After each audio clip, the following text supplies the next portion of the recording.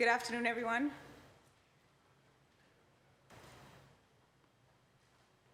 Good afternoon, Boston Green Academy.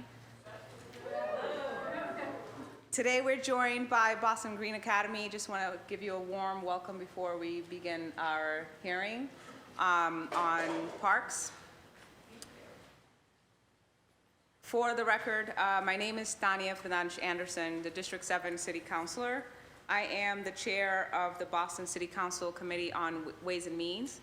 This hearing is being recorded. It is being live streamed at boston.gov/city-council-TV and broadcast on Xfinity Channel 8, RCN Channel 82, and Files Channel 964. The Council's budget review process will encompass a series of public hearings beginning in April and running through June.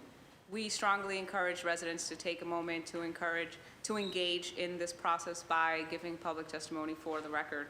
You can do this in several ways. Attend one of our hearings and give public testimony. We will take public testimony at each departmental hearing and also at 2 hearings dedicated to public testimony. The full hearing schedule is on our website, boston.gov/council-budget. Our scheduled hearings dedicated to public testimony was on April 26th at 6 p.m. and the following on June 2nd at 6 p.m. virtually. You can give testimony in person here in the chamber or virtually via Zoom. For in-person testimony, please come to the chamber and sign up on the sheet near the entrance. For virtual testimony, you can sign up using our online form on our Council Budget Review website or by emailing the committee at ccc.wm@boston.gov. When you are called to testify, please state your name and affiliation and/or residence, and limit your comments to 2 minutes to ensure that all comments and concerns can be heard. Email your written testimony to the committee at ccc.wm@boston.gov, or submit a 2-minute video of your testimony through the form on our website. For more information on the City Council budget process and how to testify, please visit the City Council budget website at boston.gov/council-budget. Today's hearing is on docket 0480-0482, orders for the FY23 operating budget, including annual appropriations for departmental operations for the school department and for the post-employment benefits OPEB.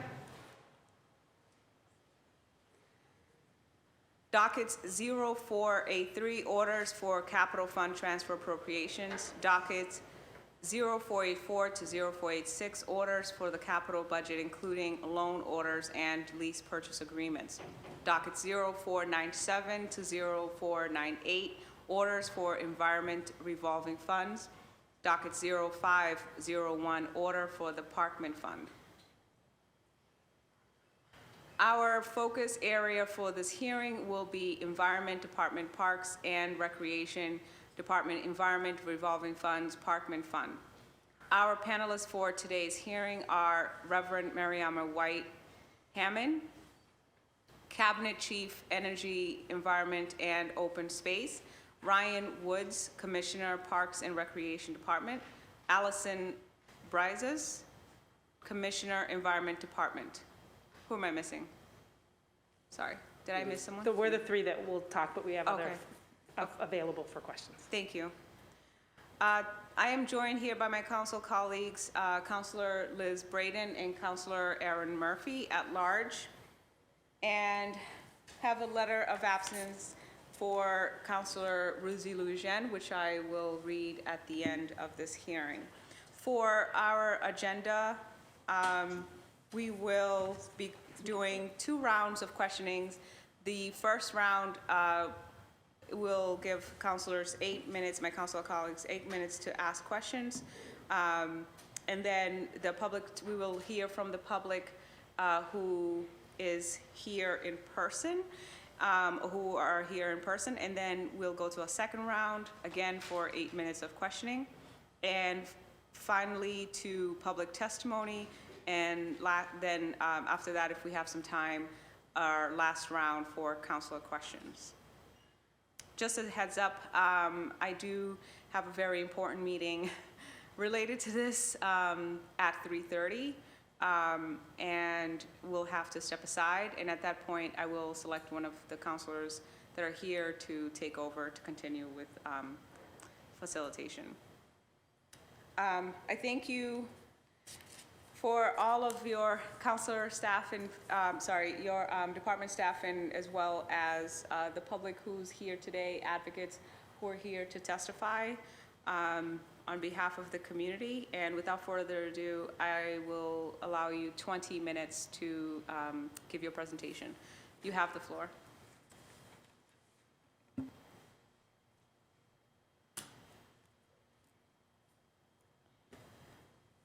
Councilors, I want to thank you for having us here today.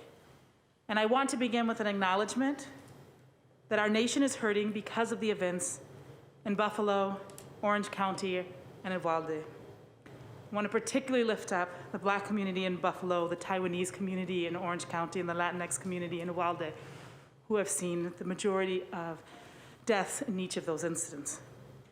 I also want to acknowledge that yesterday marked the 2-year anniversary of the killing of George Floyd and the incident where Amy Cooper called the police on Christian Cooper in Central Park. I want to note that these are not disconnected from the work that we do every day, particularly because the incident with Christian Cooper happened in a park and was about the contestation of public space, issues of access, and who deserves to be where. It is also worth noting that the shooter in Buffalo cited a horrific idea that environmental degradation is caused by immigrants, which we know to be patently false, and we need to speak out anytime white supremacy is connected to the issues on which we work. So I just wanted to take a moment, because I do not think we should gloss over this or forget. It is unacceptable in our country, and it is not disconnected to the reasons we are here today. To lean in, we want to note that this budget proposal that Mayor Wu has put forward is focused on a comprehensive approach to mitigate carbon emissions, adapt to the impacts of climate change, to support our parks as a place to congregate, recreate, and to employ nature-based solutions to our climate crisis. And to do all of that, creating new opportunities to transition to a just green economy that makes us a Green New Deal city. You'll hear briefly about mitigation efforts such as Birdo 2.0 and Renew Boston Trust that will significantly cut greenhouse gas emissions and minimize the extent of climate change impacts. You'll hear about some of our adaptation work like maintaining Boston's urban tree canopy and the proposed Climate Ready Streets initiative, which can better prepare our communities for the immediate and long-term impacts of climate change. And we are excited about new opportunities for good green jobs and workforce development to support our residents. This budget takes a transformative approach to embedding climate action into our work. And most importantly, the investments we make have the potential to reinvigorate our neighborhoods and make all of Boston a more equitable and just city. We will specifically address some of our concerns as we've taken the time to look at previous investments and ask ourselves the question, how can we increase access and equity in all of the work that we do? I also want to just take a quick moment to acknowledge that we will be focusing mostly on parks and environment, but that our cabinet also includes historic preservation, which is proposed to be its own new office within our cabinet beginning in the new fiscal year. The Office of Food Justice, which was previously in HHS and has joined our cabinet, as well as animal control, cemeteries, golf courses, the park rangers, and the recreation division, which all sit within parks. While we will focus on the specific things within the budget, I wanted to mention each of these groups because they are important and they've made significant accomplishments this year. And in the interest of the 20 minutes that we have, we won't be able to go into great detail on them. With that, I will hand it off to Commissioner Brazias. Commissioner Wilson. Oh, Sorry. Other direction. Thanks. Thank you, Madam Chair. Thank you, Chief White Hammond. Good afternoon. My name is Ryan Woods, and I proudly serve as the Parks Commissioner for the City of Boston. Joining me today is our Director of the Capital Plan, Kathy Baker Eclipse, Director of Finance, Stephanie McManus, and our General Superintendent of Maintenance, Josh Altador. I'd like to thank the Council for their support of our department. The Parks Department is more inclusive and accessible because of the Council's support and leadership. So we thank you for your past support, and as we look forward to working together in this future fiscal year. Our department focuses on four main areas: access, equity, excellence, and adaptability. Access, we are the first city on the East Coast where all residents are within a 10-minute walk from their front door. But now we need to focus on taking additional steps to not only be ADA compliant, but strive for universal accessibility when possible. Equity in our investment, maintenance services, and renovation of capital projects throughout the city. Excellence, as we strive to not only have the best park system, but one that leads in design and in climate adaptation goals. And adaptability, which we have to adapt to the needs of the residents in each community, adapt to our ever-changing climate. And during the pandemic, we certainly are adapting to the way we engage with residents and provide safe and welcoming spaces for all Boston's residents and visitors to enjoy. I want to take a quick moment to thank the hardworking team at the Boston Parks and Recreation Department who worked throughout this pandemic to ensure parks were clean, safe, and welcoming. I would especially like to call out our maintenance staff who clean and maintain our parks, our animal care and control staff that have been responding to animal emergencies and operate our shelter daily, our park rangers who ensure our park rules are enforced and park users remain safe, and our cemetery staff who assist with final preparations and assist grieving families. Throughout this pandemic, parks have been that one place where everyone can go, whether for rest, relaxation, recreation, respite, or rejuvenation. A lot of R's there. Our parks continue to be that space where people can go safely, go outside, distance themselves in nature, and bring some mental wellness to their lives. In this year's budget, we're proposing an increase of $1.6 million in operating budget to go to $29.9 million. This includes the addition of non-standard tree pits, preservation of enhanced open space, preservation of our urban tree canopy, and expanded athletic court access, investment in specialized equipment, and 3 new FTEs for our urban forestry division. We're also proposing a capital budget of $56.6 million, which is $16.8 million over the fiscal year 22 budget. I'd like to quickly share some of our highlights from this past year. Recreation programming returned with over 19,000 residents participating in our programs. We had 6 park openings and groundbreakings. 82,000 rounds of golf were played. That's a 10% increase of pre-pandemic times. 30,200 attendees took part in cultural programming with 100 free events, and the Mayor's Mural Crew celebrated its 30th anniversary working with youth. This week, we'll rededicate the Shaw 54th Regiment Memorial, and last month we broke ground on the King Boston Memorial. And coming up this month, we're going to have the completion of the Boston Common Master Plan. Our Animal Care and Control Division issued 10,779 dog licenses, and the shelter provided care for 859 cats and dogs and got 70 different pets adopted. They also offered free and low-cost rabies clinics and gave 395 free microchips to animals. We had 4,328 permits for weddings, athletics, and special events, which is 2,300 more than the previous year. And our cemetery division provided burial services for 464 Boston families that lost a loved one. As we go into fiscal year 23, our goals are to complete the urban forestry plan, also complete the Franklin Park Action Plan, which is on par for this fall, fully staff our urban forestry division, add water features to capital projects, especially in urban heat islands, extend the season for athletic field and court lighting. We realize as the temperatures get warmer with climate, we were ending our courts around Halloween, and we need to extend into November and early December as the weather permits so people can still access these important open spaces. And using new equipment to bring more maintenance services in-house.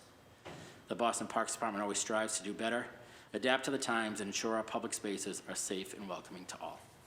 Thank you, and I'll pass it off to Commissioner Brazias from Environment. Councilors, thank you for having me here today. My name is Allison Brazias, and I'm Commissioner of the Environment Department.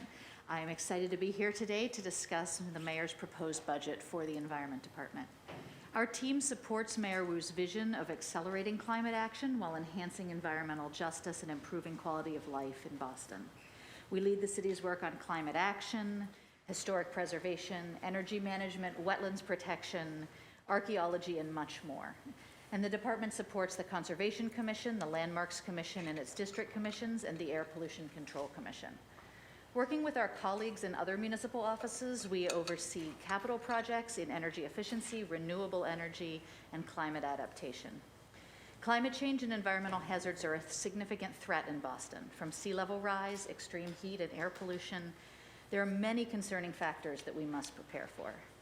Though addressing climate change is a defining challenge of our time, we can choose to create from it one of the most significant opportunities to realize an equitable future for our city, focused on supporting communities most vulnerable to its impacts. The past year has seen many advances in our work. To mention just a few highlights, we've worked closely with the City Council and residents across the city to pass the Building Emissions Reduction and Disclosure Ordinance in October of 2021, setting a pathway to carbon neutrality for Boston's largest buildings.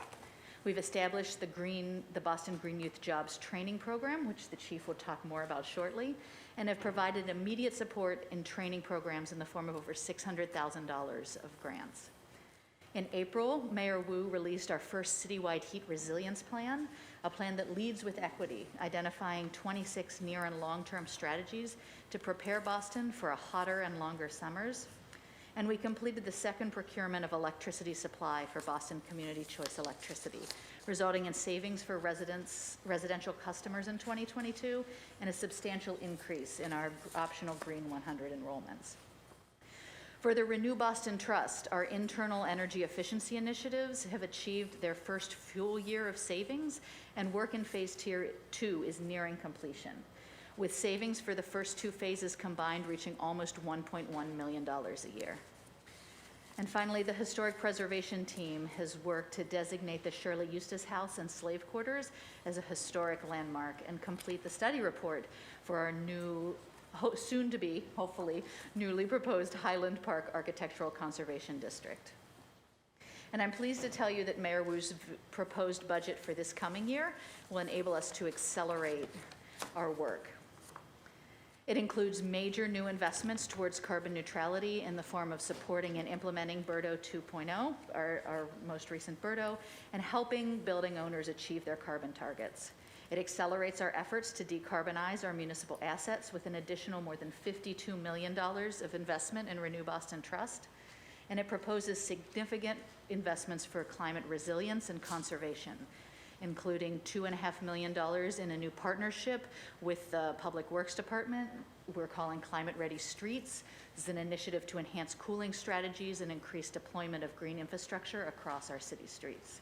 An additional $3 million is added to the Climate Resilience Reserve, enabling the city to support the implementation of climate adaptation measures, and a new $350,000 investment in an urban wilds conservation and land management plan to prioritize land acquisition, renovations, and management for existing properties.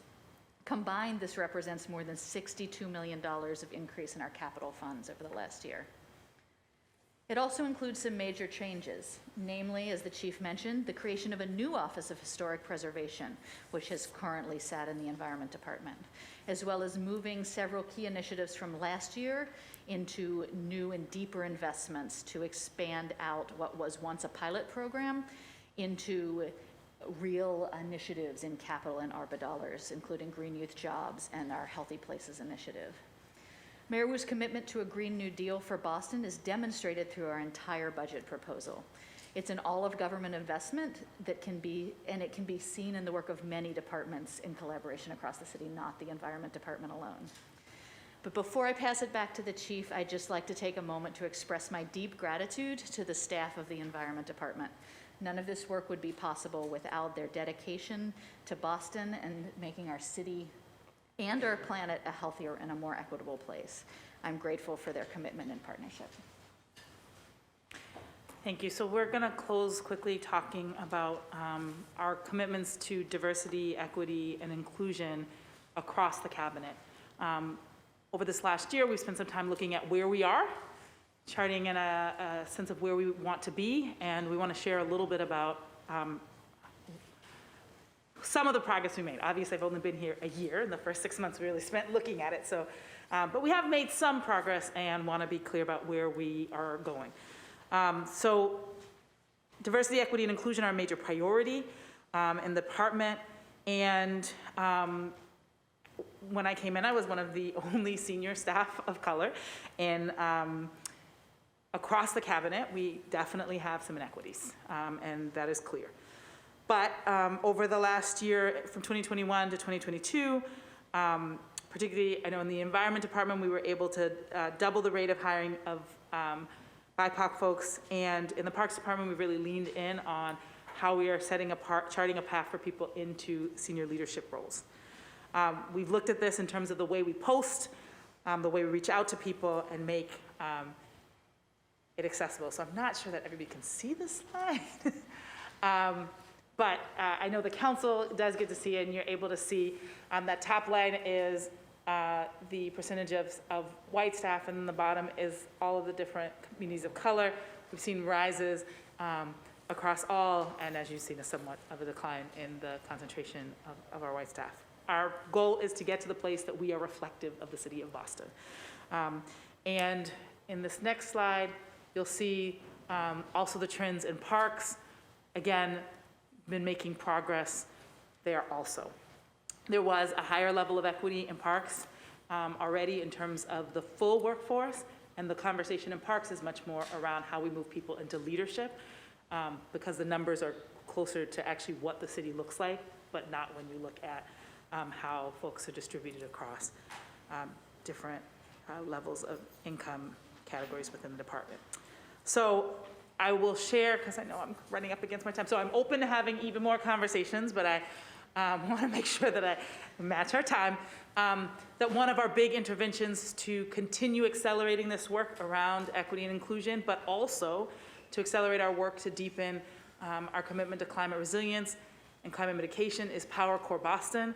One of the initiatives that we've had a lot of fun working on, and they are planning a June 15th start, so I'm looking forward. We'll be having an event, and all city councilors keep an eye out. We'll be inviting you to come see, in which we are specifically looking at training young folks in our environmental justice communities, this year with a heavy focus on park rangers and particularly urban forestry.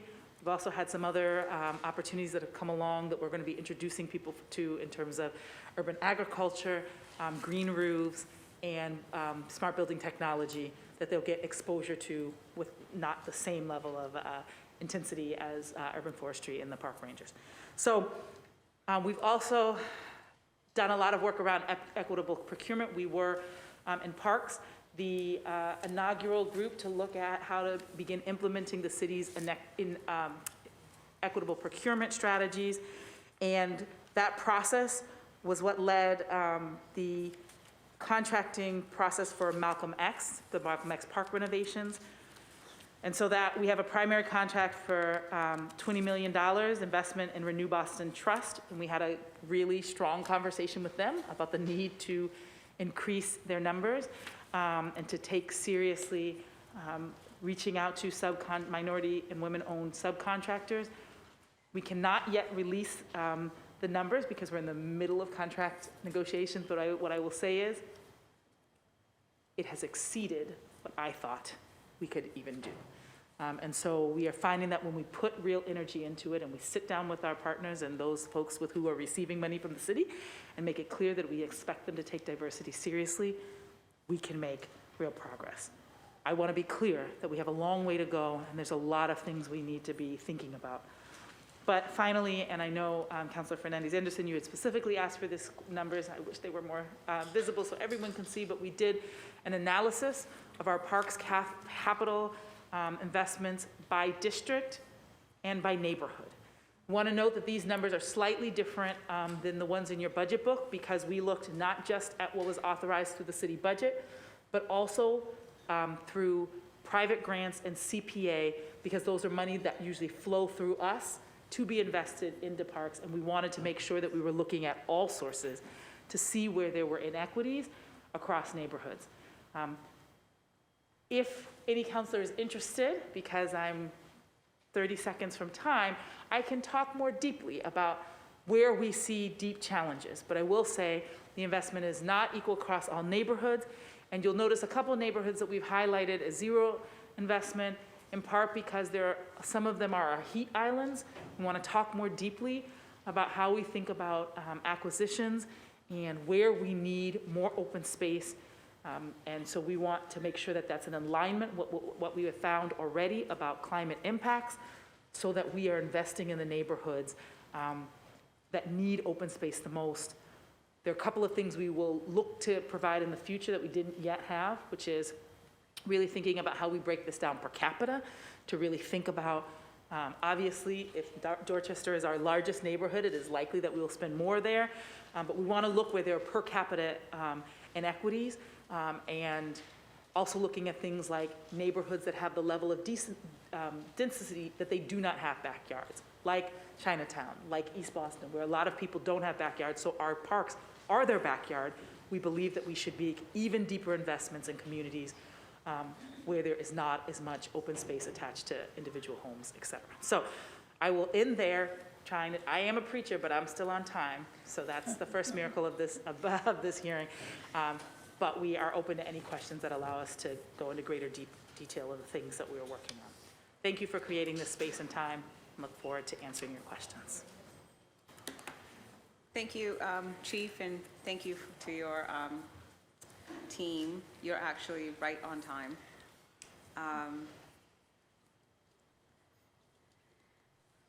I have some questions. Let me just pull it up, and then we'll go to our council colleagues. And we do have a couple of additional colleagues who've joined us, Councilor Bach and Councilor Coletta. Thank you for joining us. So my first question is, we know that quality, or at least air quality, varies from neighborhood to neighborhood, and how this perpetuates in different levels of different health inequities, especially, where Black and brown people are condensely populated. Can you tell me specifically, in terms of your proposal in the project for this year, how you're thinking about changing that? Yeah, so I'll be transparent that we have not mapped air quality data on top of the things that we're already looking at. Where we did really map was heat, but there's often an alignment between those heat issues and the air quality issues.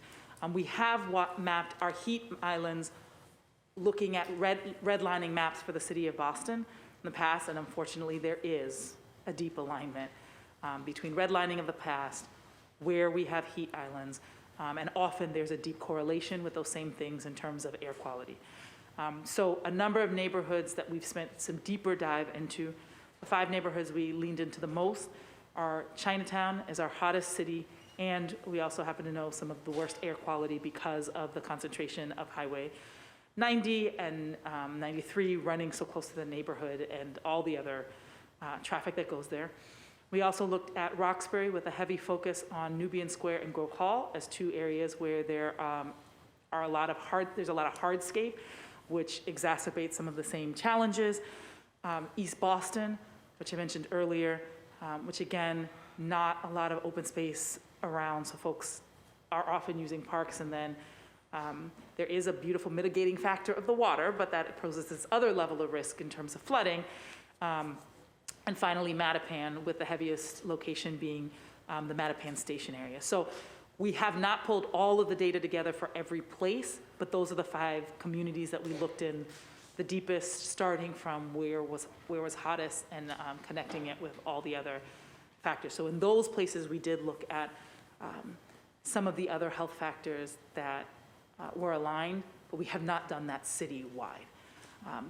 One of the reasons you noticed, Commissioner Woods talked about investing in more water features. In the past, people like water features, but we've been hesitant to add them, in truth, because they break sometimes, and they just add another layer of complexity. But we've now come to the conclusion that given what we know about the climate impacts that people are already experiencing, that's a place where we'll have to make more investment. And so we've actually pushed for more dollars in some place, or to move things around in our renovations to make sure that we're doing that. We also have the Air Pollution Control Commission, which sits in the Environment Department and is in the process right now looking at how we do some mapping around air pollution in relation to some of the heat zones and on a deeper level. We are trying to figure out both doing it externally, sort of know what's happening in neighborhoods, and then what a pilot project might look like to map it within people's homes. A little bit more complicated in figuring out how to make that work. And finally, we did fund a project. This was a community-driven project, particularly in East Boston, to really look at air quality in relationship both to people's homes, but particularly I think one of the interesting and worthwhile things, although it's a little depressing to think about, but particularly working with childcare providers to look at the impact of these air quality issues on our children and what we can do to mitigate that. I'm hoping that as we learn from that pilot, that might be something that we can also replicate in other neighborhoods where we know there are similar impacts and concerns. Thank you. In Climate Ready Boston, there's some plans for, you have, or at least for impacts of climate change, for Charlestown, East Boston, North End, South Boston, and Dorchester, small parts of Dorchester. I didn't see Roxbury or Mattapan. Yeah. So the first phase of Climate Ready Boston focused on sea level rise. So it actually hit only our neighborhoods that were coastally located. The heat plan is the launch of the next layer of impacts, which are communities that may or may not, so East Boston is in both, but Chinatown, Roxbury, Mattapan are also included in that because they have heat impacts, but in this case, they don't have coastal flooding impacts. And the third phase will need to be looking at rainwater flooding, and we are already in conversation with Boston Water and Sewer because that also overlaps with them and the work that they're doing. So yes. So there are plans to prioritize them based on heat levels, based on? Yeah, so we started off with coastal flooding. That's the plans that are close to done. Now we launched the heat plan on Earth Day this year, and we're now moving through the set of strategies to address the heat islands across the city. And then the next layer will need to be rain flooding. Thank you.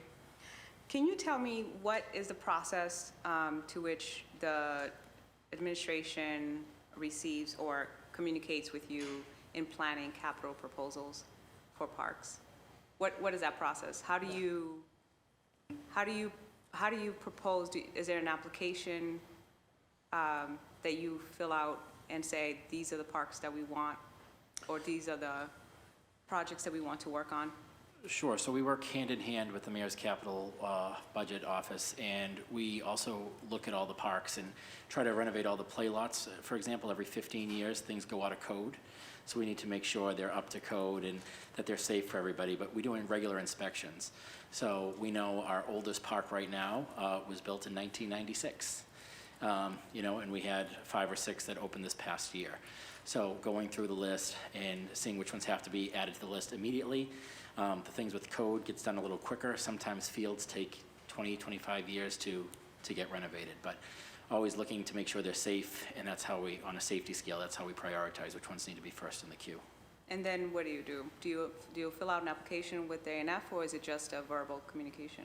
It's a shared spreadsheet that Kathy, who's the head of our capital program, shares with the Mayor's Budget Office and lists all the concerns and what we hear, and then starts a community process. And sometimes the budget's a little smaller, but then when we hear the community process and realize this has to be a larger project, what we thought might just be a drainage issue is now also pathways and courts and everything, so it goes larger. But there's not a set application. It's more communication and spreadsheets back and forth. And then I assume at some point that spreadsheet highlights the projects that are getting approved and the projects that are pending? It is, and we prioritize those, so we know ones that we got this year, and if we didn't get them this year, they're the priorities for the very next season usually, so we put everything in all at once. Sometimes there's 30 to 31 projects that we get assigned a year to go through, and just with 4 staff overseeing them, we get through, 15 or 16, and then it goes into the next capital cycle, but always trying to prioritize on safety and making sure the parks are welcoming for everyone to use. First, can you please submit that spreadsheet Sure. to the chair? Yes. Thank you. And then I guess, once it's prioritized, do you have a say on what gets prioritized in terms of what funds or where the funds is coming from? Is it city funded? We want this partly to come from grants. Do you have a say in that, or is that all up to the A&F? Do you want to answer more, Kathy? Do you know? Sure. Hi, I'm Kathy Baker Eclipse. I'm the Director of Capital Plan. Thank you for having me. We have a long list, and I think we know a lot of the typical grants that come through every year. There's usually a Land and Water Conservation Fund round. There's also park grants coming from the state that we typically apply for. So when we're putting together the overall list that's going to be submitted to the budget office, I've kind of thought about what might be good fits for each of those projects, or each of those grants, knowing some of the specific requirements of them. And then as other opportunities come along throughout the year, thinking about we have a diverse range of projects. So, if there's one that's more focused on pathways, it might be better suited to this, or there's a grant program that's coming out that's a multi-year project, multi-year federal project. What projects might be in the next few years that we could fit into that? Okay. And does your spreadsheet then actually depict which ones those are? Not specifically as part of the overall budget project, but I've kind of have an asterisk in my mind and in places. Okay. I guess in thinking about diversity, inclusion, racial equity, climate injustice for Black and brown people, densely populated areas, whether or not it's predominantly white or Black and brown people, it makes sense, right, if we understand exactly the priorities, because the council, we've been talking a lot about projects that get proposed. For example, like you could look at Roxbury and say, it looks pretty equitable because in areas or neighborhoods that are densely populated by Black and brown people, they're getting proposed $100 million, for example. And for real example, you look at last year's, and although 111 million were proposed, 2 million was actually spent. And then when you compare the projects that are city funded and the projects that have to heavily rely on grants, then we noticed that over 70% of that was in Roxbury, relying on grant. But then in other areas that are less Black and brown people were prioritized for city funds. This meant that the money was more readily available. And so when you compared how much money was spent in affluent areas, they were spent way more, about 56 million, and I won't name neighborhoods because I don't want my councilor colleagues to fight with me, but, and I want all neighborhoods to have everything, right? We all do. But then, in how we prioritize things and collaborate with each other to look at these numbers is super crucial, because then we're left with chasing different departments and saying, why didn't that project get done? Or why didn't this project get done? So just because the reports show that the numbers are being proposed at a high level, it doesn't necessarily mean that those communities are actually going to get those projects completed right away or in the next year or two. And so every year you'll see money being proposed for Roxbury, for Mattapan, for Dorchester, areas where mostly Black and brown people live. But if they're not being prioritized, if the money is coming directly from the city, then they have to wait, and those projects take way longer. So I'm really happy to hear that not only you beat me to it, right? Because you knew I was gonna ask maybe. But I'm really happy to hear about diversity, equity, and inclusion, and being the one Black woman, right, in this top salary range, and understanding that 90% of this top salary earner is not Black and brown people, then obviously you have a good sense, and you yourself have expressed that. And I appreciate that you started the conversation with that, but and also amplified the fact that even though the diversity within the whole department looks or reflects the entire city or the population of the city, but it was not comparable in terms of salary pay or racial equity pay. So I appreciate that, and if you have any comments before I go to my colleagues. No, I mean, I'm glad that you are raising these questions. Let's see. As folks may know, these issues were issues that I worked on before I entered government. They've always been important to me. And it's conversations that I've had with everyone at this table early on when I came. We've been trying to figure out what is the metric we want to look at. Once a quarter, I do look at where are we in terms of the pay grades and where the diversity is within those pay grades.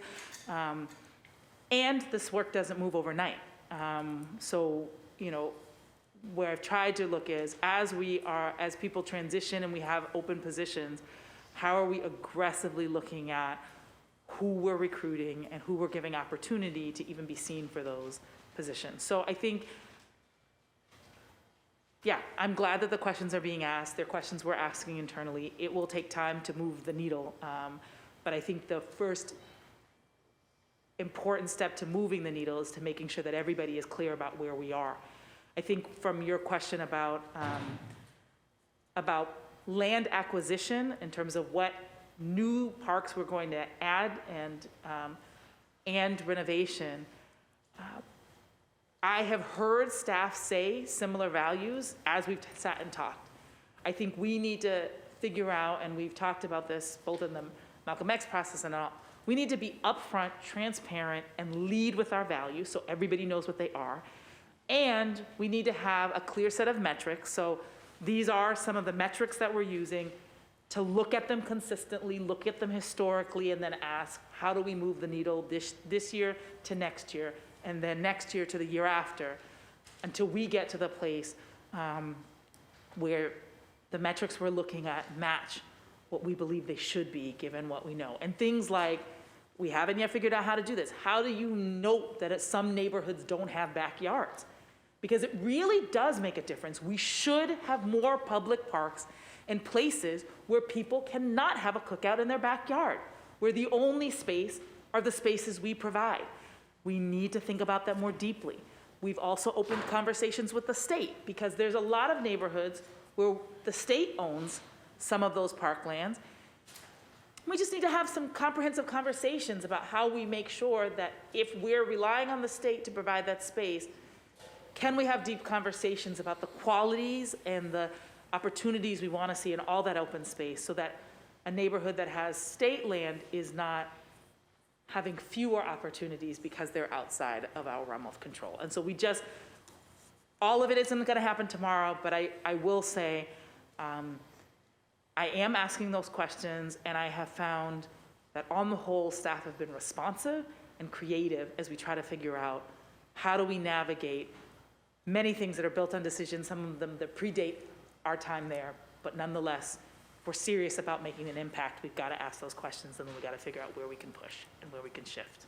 Thank you, Chief. Councilor Braden, if you don't mind, may I allow Councilor Murphy? You're not going to say no. She has to leave. Thank you. Not putting you on the spot at all. I think I was here first. Okay. Are you sure? Thank you. Thank you. Thank you, Councilor Braden. And thank you all for that. And also, I do want to say thank you to you and your staff who showed up these last few years through the pandemic. You all knew before, I knew before, but I think we have a better understanding as a city, as a nation, that our open spaces and our parks are so important to our physical and mental health. And through this pandemic, making sure that the parks were open and accessible was so important to us. I know we have to continue to keep that going, but thank you for that. And also, I do have to give a shout out to the park across the street from me. Thank you for replacing the yellow slide. I know it's not yellow anymore, but across the street at the Hemi Park, I can hear the kids happily back sliding down the slide and playing in the park there, so thank you for that. And also, you mentioned about the neighborhoods that don't have backyards, and we were together at the kickoff to the Boston Harbor Islands, and thank you for always speaking about that.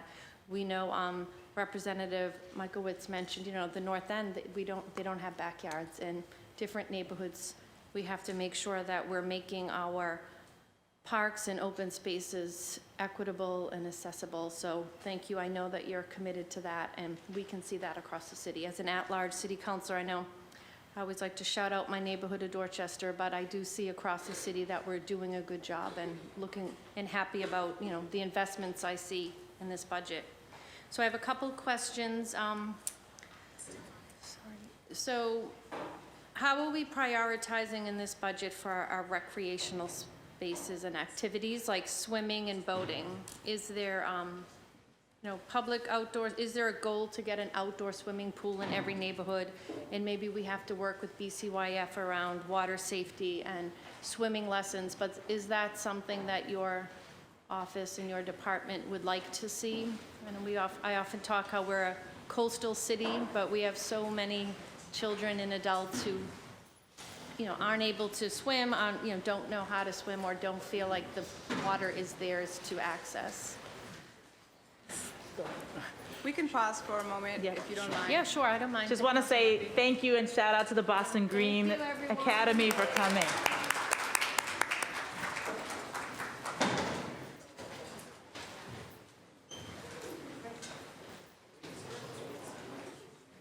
Hopefully, because they're here, someday some of them will be sitting in some of these I hope seats, so, taking yeah. responsibility for these questions themselves. They also do, for any of the counselors who are interested, we'll share it. On June 9th, they'll be doing the presentations based on what they learned in their time at City Hall, sharing their ideas and thoughts about climate impact and how we can shift things. So if you're interested, we'll make sure you know. We're looking forward to some really great ideas coming out of the team. Thanks, guys. Thank you, Councilor Murphy. Of course, yeah. So I think, Councilor, we are going to partner with our colleagues at BCYF. They do have the pools across the city. However, we are, as the chief mentioned, continuing to add more water play in our parks. We certainly have the frog pond that's out there that kids can splash around in. We also have the creation, thanks to CPA in East Boston, there's going to be a dock over by Lopresti to give more access to the water. Mm-hmm. And of course, at JP Pond, we work with Courageous Sailing on boating activities and stuff. But we don't have as many large bodies of water on our properties, but we do partner with our colleagues at the Boston Centers for Youth and Families. Yeah, I think most of the pools that exist in the city now are owned by the state, as well as most of the beaches are maintained there. So last year I was engaged with some conversations with the state around this, particularly as there were a number of unfortunate major tragedies that happened throughout the summer. I'd be more than interested if there's someone willing to lead it. I am myself a scuba diver, and so I've participated particularly with a group of women of color who are looking at these issues and how we can grow that. I will be honest, from a budget and scope, I think it would be hard for parks to take this on in a alone. major way, but we are making sure that people have access to water cooling features, just not ones where they can drown. We could partner with the Boston Public Schools also. As a Yes. kindergarten teacher for many years at the Murphy, they didn't offer the swimming lessons for the younger children. They offered it only to the older, who most times chose not to swim. And I always said, my kindergartners would swim twice a day. Let's teach these young kids swimming so we could work alongside the schools also to support that. And I do want to say, I know your cabinet includes animal control, and I know that the shelter needs a lot of love. I toured the facility and saw, the dedication and great work of the staff there. But the conditions are really poor for the workers and also the animals there. And I know it's in the master plan if we are able to at some point, build it. But what does that timeline look like? And is there anything we can do in that meantime if it's going to take a while to support that? Sure. So in this capital budget, there is money allocated for the design of a new and improved animal shelter, which is much needed. It is very loud working over there. I give all the credit to the staff. You hear barking nonstop during lunch breaks all day, day and night. Very dedicated group of hardworking employees there. But we're looking forward to engaging into that design process and making sure we have state-of-the-art features inside there, and also maybe some community space for people to engage. We had 70 different adoptions this year, trying to get these dogs and cats into good homes where they can be cared for. So we're looking forward to going to that design process, if approved in the budget. While we're on it, our Yes. long-term vision is to do a full redesign of what is currently the maintenance yard space in the at Franklin Park to move animal control there and to also upgrade our greenhouses, which in some instances literally are being held together by tape and plastic sheeting, and all of the facilities there. We also have our horses there, and so, but we see animal control as the most immediate near-term need, but an investment hopefully on the larger redesign and renovation process. I'm happy to hear that, thank you. That's it, Madam Chair, thank you, and thank you, Councilor Braden. Thank you, Councilor Murphy. Councilor Braden, you have the floor. Madam Chair, and thank you for being here. It's probably one of my favorite hearings. Let's see, the street trees program, that's parks take care of the street trees. Where are we at with the, when you request, when someone in the street requests, if there's already a pit there, and how are we doing with replacing the street trees? And where are we at with that? Sure. So our planting seasons are in the spring, so starting around April through the end of June, and then start up again in October and go through the beginning of December. So those are our 2 planting seasons where we can get trees in. So we are right now trying to get 2,000 to 2,500 trees a year into the ground. So sometimes we are filled up for the spring, but we're still looking for locations going into the fall. So it takes about a season or so, a year. Once you request a tree, it goes out and gets inspected. They make sure it's far enough away from utilities, make sure it doesn't have the overhead wires, there's still ADA accessibility on the sidewalk, and if it meets all the criteria, it gets put in the queue for the next season's planting. Okay, so the idea that we'd wait a couple of years, is that, are we still waiting a couple of years, or what's the turnaround from a request to planting? It's within a year. With the pandemic, there was a shortage where we couldn't get trees from nurseries, and there was a shutdown of logging trucks that were delivering said trees to the nurseries. So there was a season where we didn't get as many street trees in the ground as we would have hoped, but now it's back on track, and especially since we increased the amount of trees that are being planted each year. We went from having 1,000 trees or so planted, now we're climbing up to 2,000 trees, so. That's great. The other issue, I just want to flag up the whole urban heat island issue. I think Alston is really, it's one of those neighbourhoods with very dense population, a lot of hardscape and very few trees. And it's just there's a lot of development happening, so whenever we can, we advocate that if you're creating something that was formerly industrial, let's create some green space and plant some trees, so that's something. I just would love an update on where we're at with the park renovations in Alston. I think Kathy might have the answer to that question. Yep. So Smith is going to be wrapping up construction this spring. The sod is down in 2 of the fields. The 3rd one is going to be installed next month. So once those are in, it's just final touches throughout the month of June. And then the Ringer, we haven't made a lot of progress on due to staffing issues, and similar with Penniman, we have a designer selected for that, but haven't got started the design process for that because we don't have a project manager assigned yet. Trying to think what the other ones are. I think that's all in And there. Chandler Pond. Chandler Pond and McKinney. Yeah, and McKinney also haven't made a lot of progress on that. And Chandler, we do have a designer selected and are working through the procurement process for that. Wonderful. So McKinney is one that, they have the study, and it's sort of, are we running out of time? Do we ever run out of time? Do we have to hit the reset button and start over?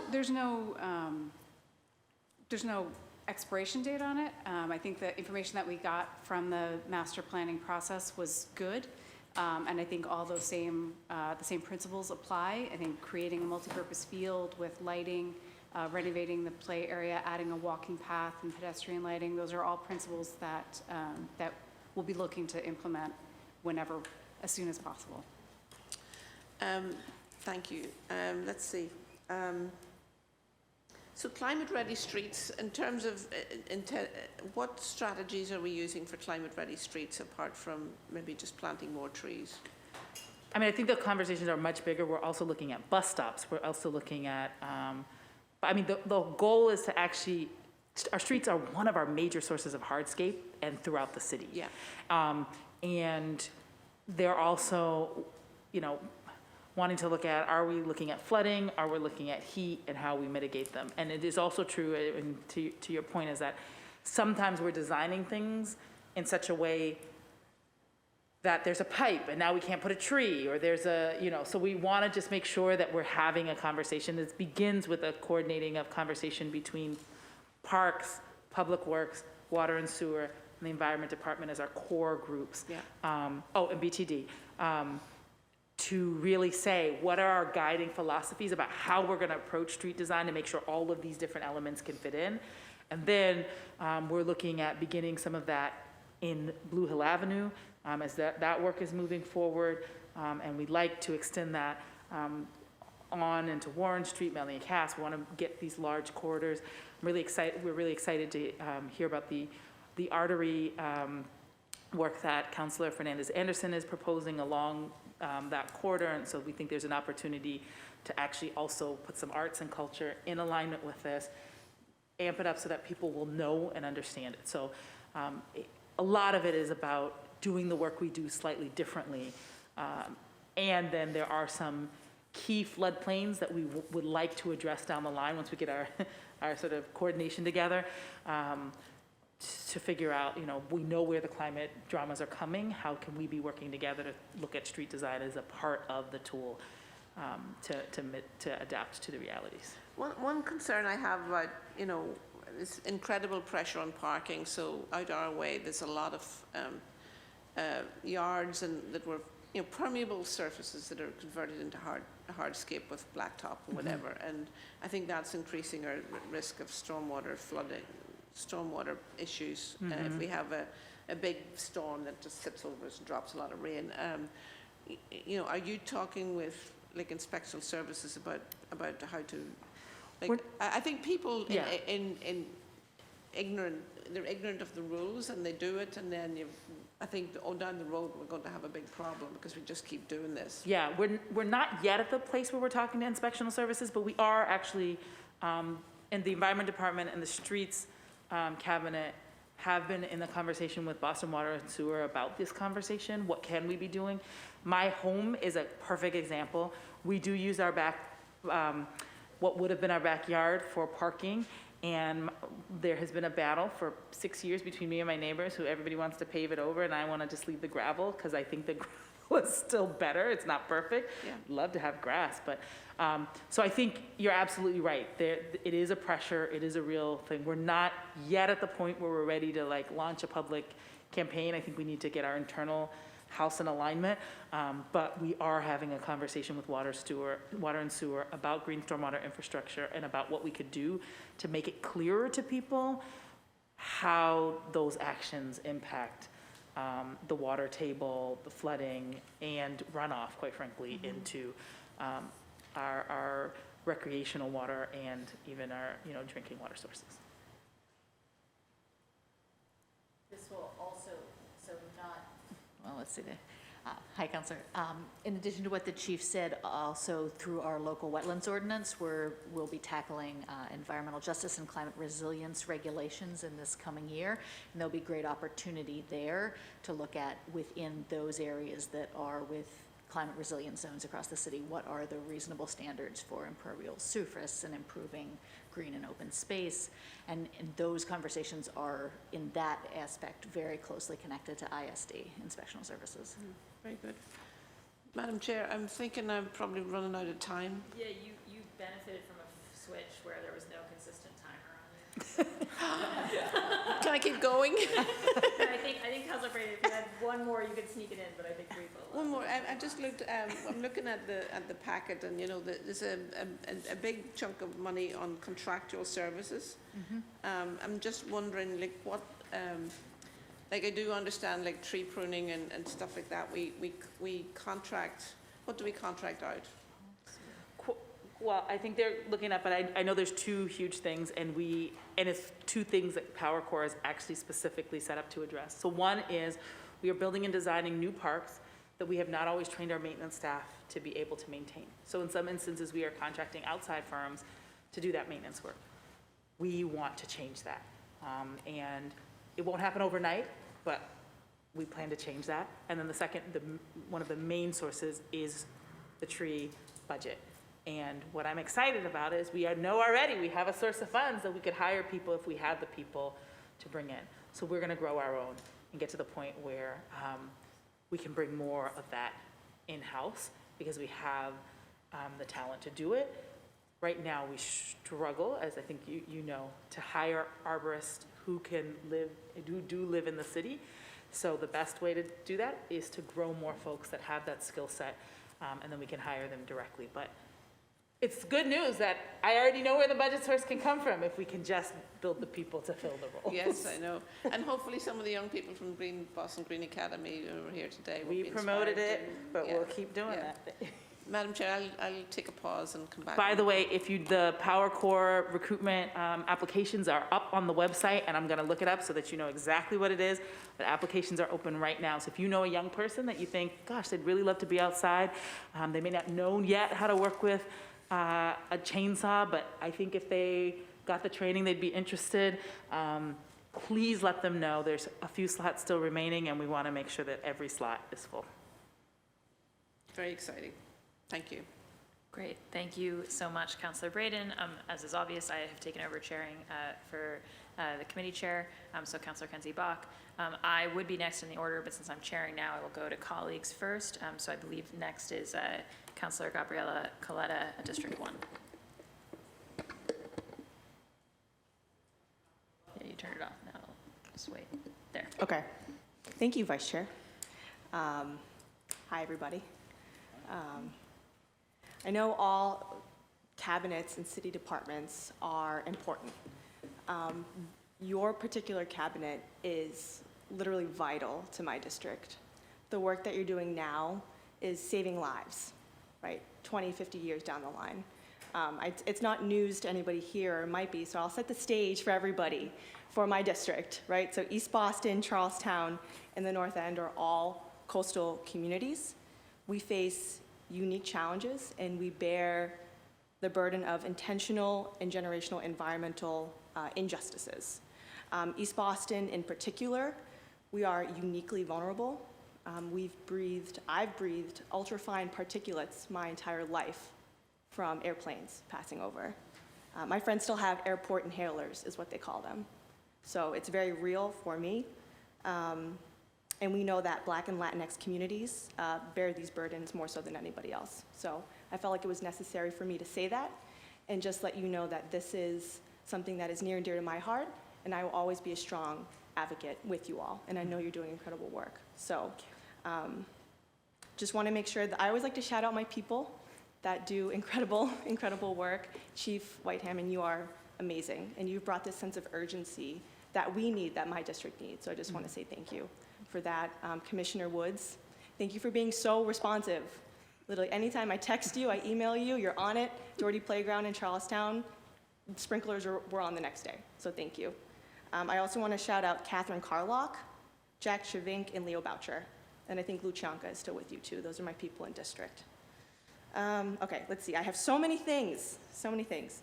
So let's do coastline resiliency. So first of all, Lopresti Park, access to the water.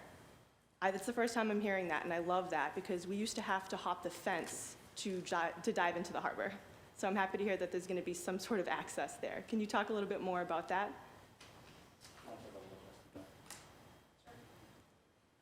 Yeah, so a few years ago, I think it was the group at Piers Park Sailing applied to CPA for a floating dock at Lopresti. It's going to be off the fishing pier that's already out there. So we've done some initial investigation. We've done some testing. We have a preliminary design. We're going to be presenting to Concom next week. And we're hoping we'll be able to get that bid and out to construction this fall. So it's a pretty straightforward design. It's coming off the fishing pier and will be floating on pilings. So that will allow people to bring small personal watercraft to Lopresti and then access, or from Lopresti into the harbor as well. That's awesome. Thank you. Thank you. Just in general with coastline resiliency, I'll start with this first, and then I have specific questions about parks, air quality, tree canopy. Hopefully I'll be able to get through it in my time, so I'll be very quick. I was pleased to see Mayor Wu and your department announce the MHP process in East Boston. Would you be able to speak more on this, and if there are any updates? What do you see are the next steps? And then what city resources will you provide specifically for this program, if there are any additional resources beyond Climate Ready East Boston or even Plan East Boston?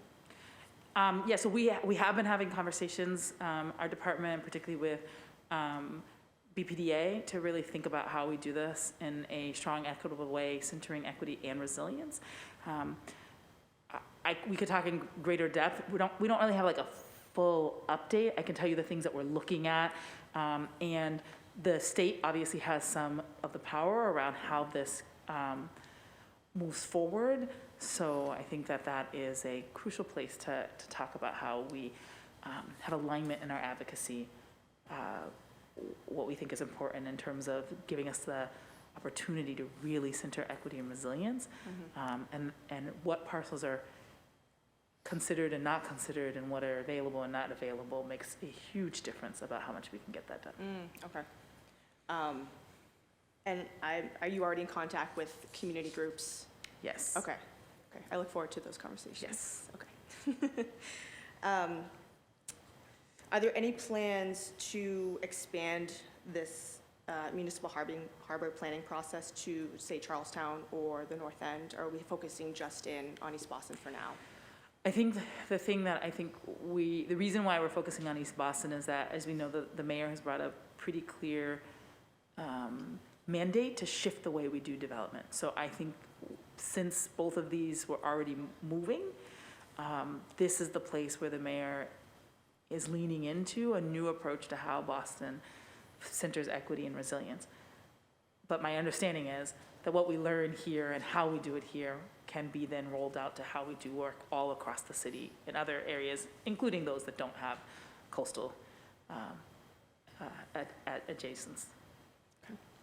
And more broadly with our climate resiliency goals, it sounds like, well, I think you already answered this question, but if you have anything else to add, how are you collaborating with BPDA planners to align the vision they're getting from the community? With our long-term resiliency goals, so things that we're finding through Climate Ready East Boston or Climate Ready Charlestown. So for example, Liberty Plaza was identified as first and worst in my district.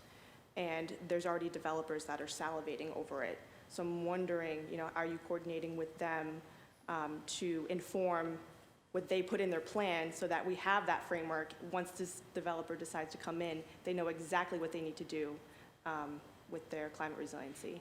Yes, Okay. We've heard from the community, BPDA has heard from the community, and now BPDA and Environment are working together to figure out what tools do we have already, how can we look at how people have done this around the country to make sure that the city speaks clearly about what its priorities are. And there's other considerations. So we'd be more than willing to sort of sit down and have a deeper conversation, but we are trying to facilitate that dialogue back and forth and figure out how to send very clear signals that we'll do the best we can to mitigate against sort of the speculation that often, bless you, makes these processes, if people are speculating and spending in a speculative way, it can often close off options. And so we're trying to figure out how to prevent that from happening. Awesome. And I've encouraged the BPDA to move faster on their planning process so that you all could kind of be in lockstep throughout this process. There is a delicate balance between moving fast, getting everyone on the same page, and making sure that the right things are in place. So I think we're trying to juggle a few different balls at the same time, but yes, this urgency is certainly there, both to move quickly and to get it right. Yep. I'm going to go towards parks because I don't know how much time I have. That's less than a minute. Less than a minute, okay, all right, I'm gonna have to come back a second round. Well, why don't I wait on that and then just call out air quality in my first round, because that is a huge thing in my district, tree canopy. Next to Chinatown, lowest tree canopy in the city. I live in Eagle Hill. That is a heat island, and a lot of people of color and low-income folks live there. So I love the push to get more trees in that neighborhood, working with Tree Eastie and Bill Masterson. Specifically for you, Commissioner, how many FTEs are in the tree department, and how long is the wait list, how long is the wait list to get a tree right now? Right now, there is 4 people in the tree division. 2 of them are arborists, and 2 are what I call chainsaw experts that know how to go in and take care of tree emergencies at all hours of the day that are there. Right now, you can, if you get on a tree list and it passes all the check marks of, like I said, you can't be too close to a utility, too close to a stop sign, et cetera, and it's ADA accessible. It's about a season, so about a year for that. And a tree trimming is anywhere between 6 months and a year. They just do one neighborhood at a time. So if you're looking at tree maintenance, if your neighborhood's the next one up, you know, you could get service in 2 weeks, or if it's, they just finished East Boston, it won't be till East Boston until they get through the other 21 neighborhoods again, so it could be a full year for trimming and pruning. Thank you. I'll wait till the next round. Great, thank you so much, Councilor Coletta. Council President Flynn. Thank you, Councilor Bach, and thank you to the panel for being here and for the important work you're providing the residents of the city. It's good to be with you, Reverend Hammond, and your team. I also want to highlight that I speak frequently to Commissioner Woods over the phone or in text, and you and your team at the parks have been very responsive to the needs of my constituents. So I want to acknowledge that, Commissioner, and the parks team. Let me highlight a couple of issues. Let me start with Chinatown, the highest asthma rate. We've worked on that, Reverend Hammond, and recently, and we continue to work on it. I was with City Council Wu at the time when the United Scientists Association labeled Chinatown the highest asthma rate of any neighborhood in Massachusetts. So what can we do to continue to work with the residents of Chinatown on this as it relates to maybe expanding access to trees, maybe developing a better partnership with the Boston Common, the Public Garden? We have one of the smallest parks in the city, Tai Tung Village Park. What else can we do to give residents a better quality of life as it relates to open space in our parks? So I think so there's a couple of things what we're doing. I just want to note really quickly on heat. There are a number of the heat interventions that we're looking at. I want to take a moment to shout out the Rose Kennedy Greenway in Chin Park. They've installed some cooling features in the park that include a water bottle fill machine, and including one on the bottom for your pets that you can push a little handle and it will put out some water for the dogs, and also a mister. So that's one thing that's happened. We're going to need to look at even more ways that we can add cooling features in a number of places. We are in conversation and exploring if there are parcels that could allow us to create new open space. That's what I can say at this moment, as we're in our due diligence phase, but we can certainly talk about where there might be some possibilities. And then I think we've been approached, I think Lydia Lowe is here, about what we can do in terms of Reggie Wong Park and what opportunities there might be. Obviously, there's a lot of hardscape there, and to see if there might be opportunities as DOT is looking at some shifts to add some more green there. As you know, because I know you know that neighborhood very well, it's densely packed, and it's been a little challenging to figure out where we could add more, but we are open. I think there are two things that we've as we look to add more. I think the Boston Common is one. I think Getting folks more regular access to the waterfront is another, because that's another place that's a little bit cooler and within walking distance. But I know in many instances, or at least my experience, the downtown waterfront can feel miles away, even when it's not too far away. So I think we're more than open for other opportunities to partner, but I think right now, the cooling features, doing the green roofs and some of the paints in the roofs in Chinatown, and exploring the possibility for additional parkland are the main interventions that we're looking at, actively working on right now. Thank you, Reverend Hammond, and you are right. I was with you you and Mayor were with the Rose Kennedy Greenway recently for that, some of the improvements there, and the park really made significant improvements with Chris Cook as the executive director. My goal has always been, over the last 5 years, to make sure the Greenway in Chinatown looks good as the Greenway in the North End, in the downtown area. We still have a lot of work to do on it, but Chris Cook has been very responsive in making progress, which I like. Let me go to we had a recent, and I know you're familiar with it, I've talked to you and talked to the mayor about it, the Boston Edison plant on Summer Street, 776 Summer Street. There was a building, a wall collapsed, and I asked the city and I asked Suffolk Construction to do a air quality of the air in and around the Boston Edison, which is on East First Street, but it goes into Medal of Honor Park, where a lot of young families play there, and received a recent report from Suffolk Construction saying there has been no impact to the air quality in and around the neighborhood. Just want to check with you if you have any thoughts or feedback on anything you're hearing on that issue as well. Well, that work is actually overseen by the Boston Public Health Commission, but as it turns out, not in correlation with this meeting, but just because I did have a meeting with Dr. Ochikutu earlier this week, where we were really talking about how we coordinate our work around environmental justice. Some of it sits in our office, some of it sits in her office. We're really trying to think through how we consolidate the work. And sometimes we're collecting data, and the question is, how do we disseminate that data, but also how do we have more power to act on that data? So we are working closely with BPHC to figure out how we're coordinating, because we do want to get to the point where we can know and we can be proactive.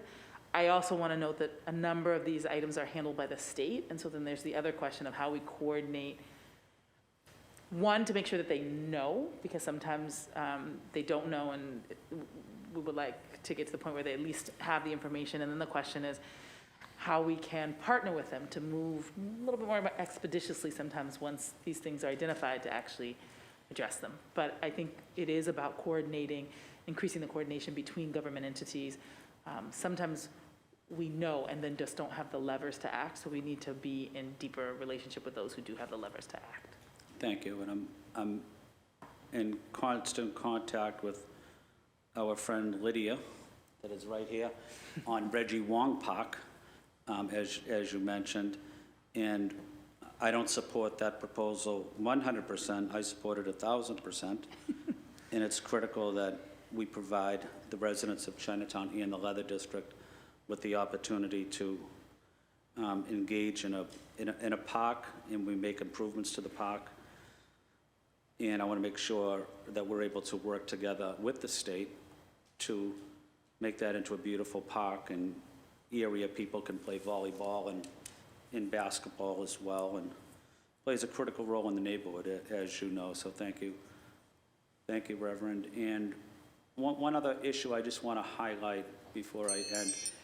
The area in and around Andrews Square in South Boston, it kind of borders South Boston, Dorchester, and Roxbury, Southampton Street up to Dorchester Avenue. That also has a high air quality issue. high asthma rate in and around that area. Can we do a little bit of testing in and around that area? I just would like to know how the air quality is. It's a high traffic area for trucks, buses, trains, and there's many intersections there cutting to various parts of the city, but would like to see if we can do even a brief study on air quality in and around the Andrew Square area. So that is, thank you for that suggestion. We would need to coordinate with the state DEP, but I think that is similar to some of the work that has happened around Cummins Highway, which had some similar challenges. So there is a precedent for that to be able to happen. We'd love to talk with you and partner with you to have that conversation with DEP about how we do some monitoring and then have some ability to mitigate those impacts, because a lot of them are related to 93. There's a lot of things sort of going through, but yeah, we want to, one of our big goals is whenever we test the air, we want to also set the things in place to respond to what we find. So we'd love to partner on that. Okay. Thank you, Reverend Hammond. Thank you to your team there. I know I didn't get to ask everyone a question, but just want to say thank you to the panelists for the important work you're doing in the city. Thank you, Council Buck. Great, thank you so much, President Flynn. I'll now ask my questions, just starting with a few quick ones. Speaking of broken water features, Edgerly Road Playground, I think that water feature has been broken on and off and maybe just kind of off for a while. And my impression is that it may be so bad that we need to swap it out with a different water feature, which I'm fine with, but the idea that we just don't have one for years on end, I guess we're sort of exhibit A of the chief's thing, but just wanted to flag for the team. I don't know if that's on your list for replacement. It is on our radar. It was made clear at the coffee hour the other day. We've tried replacing it with parts, and I think it's worked for a week at a time, and then it fails for the rest of the year. So we are looking at what else could go in there, and we know the importance of adding water to that park. Great, thank you so much. And then just quickly on the Mission Hill Playground and the Clarendon Street Playgrounds, can you remind me of timeline? Mission Hill is obviously very much under construction. Everyone's very excited. Yes, I know Mission Hill, so Kathy can get her mic on for the next one. But Mission Hill, we were under a grant deadline, so we are going to be done before the end of the June, hopefully having a July celebration opening. We will still have some fencing on the Smith Street side as the establishment of the natural turf there. The grass needs some more time to establish, but the top two tiers will be open this summer, and we'll have a large celebration for that.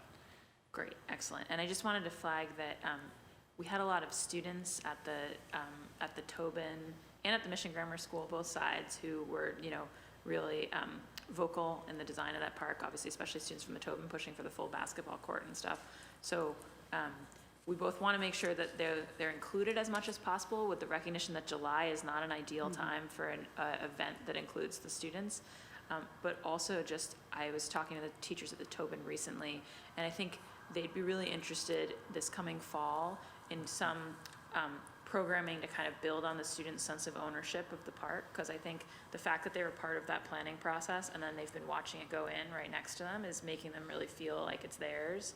And so I think opportunities to build on that, maybe it's talking about tree care in the park, maybe it's like, just different activities, but I just want to flag for parks that we think that could be a really exciting kind of civic parks partnership opportunity. Be happy to engage. Yeah, so that would be great. And then Clarendon? Clarendon, so we were asked to prioritize construction over the summer. So we've missed this summer. Oh, no. Because we're looking at some of the outstanding design issues and working through some of the regulatory processes with the historic district. So we're targeting next summer for construction. So finishing everything up, wrapping it up, and then bidding over the winter. So everything's ordered and ready to go for the summer. Okay, all right. Well, just keep me posted on if there's ways we can help with. We would not want to miss another summer. Absolutely. Although I agree that it's used so heavily by so many schools in the area that, yeah, it does need to be on a summer timeline. And then on the Copley Square redesign, obviously there was a lot of folks in my district particularly interested in preserving the fountain and kind of the question of how to while redesigning that park, also preserve the historic elements of it and not take out things we didn't have to. And I know that I have obviously heard a bit about the kind of updated design that's responded to a lot of that feedback, also put some more grass back in the plan, et cetera. But I think what I didn't get as much of a sense of is how saving the fountain instead of getting rid of it, et cetera, impacts the budget on that. So can you talk to that a little bit, Ryan? since Sure. it's the budget hearing. Yeah, so I think we've made some great progress working with the Friends of Copley Square and NAB over the past 6 months on trying to preserve the current fountain that's there.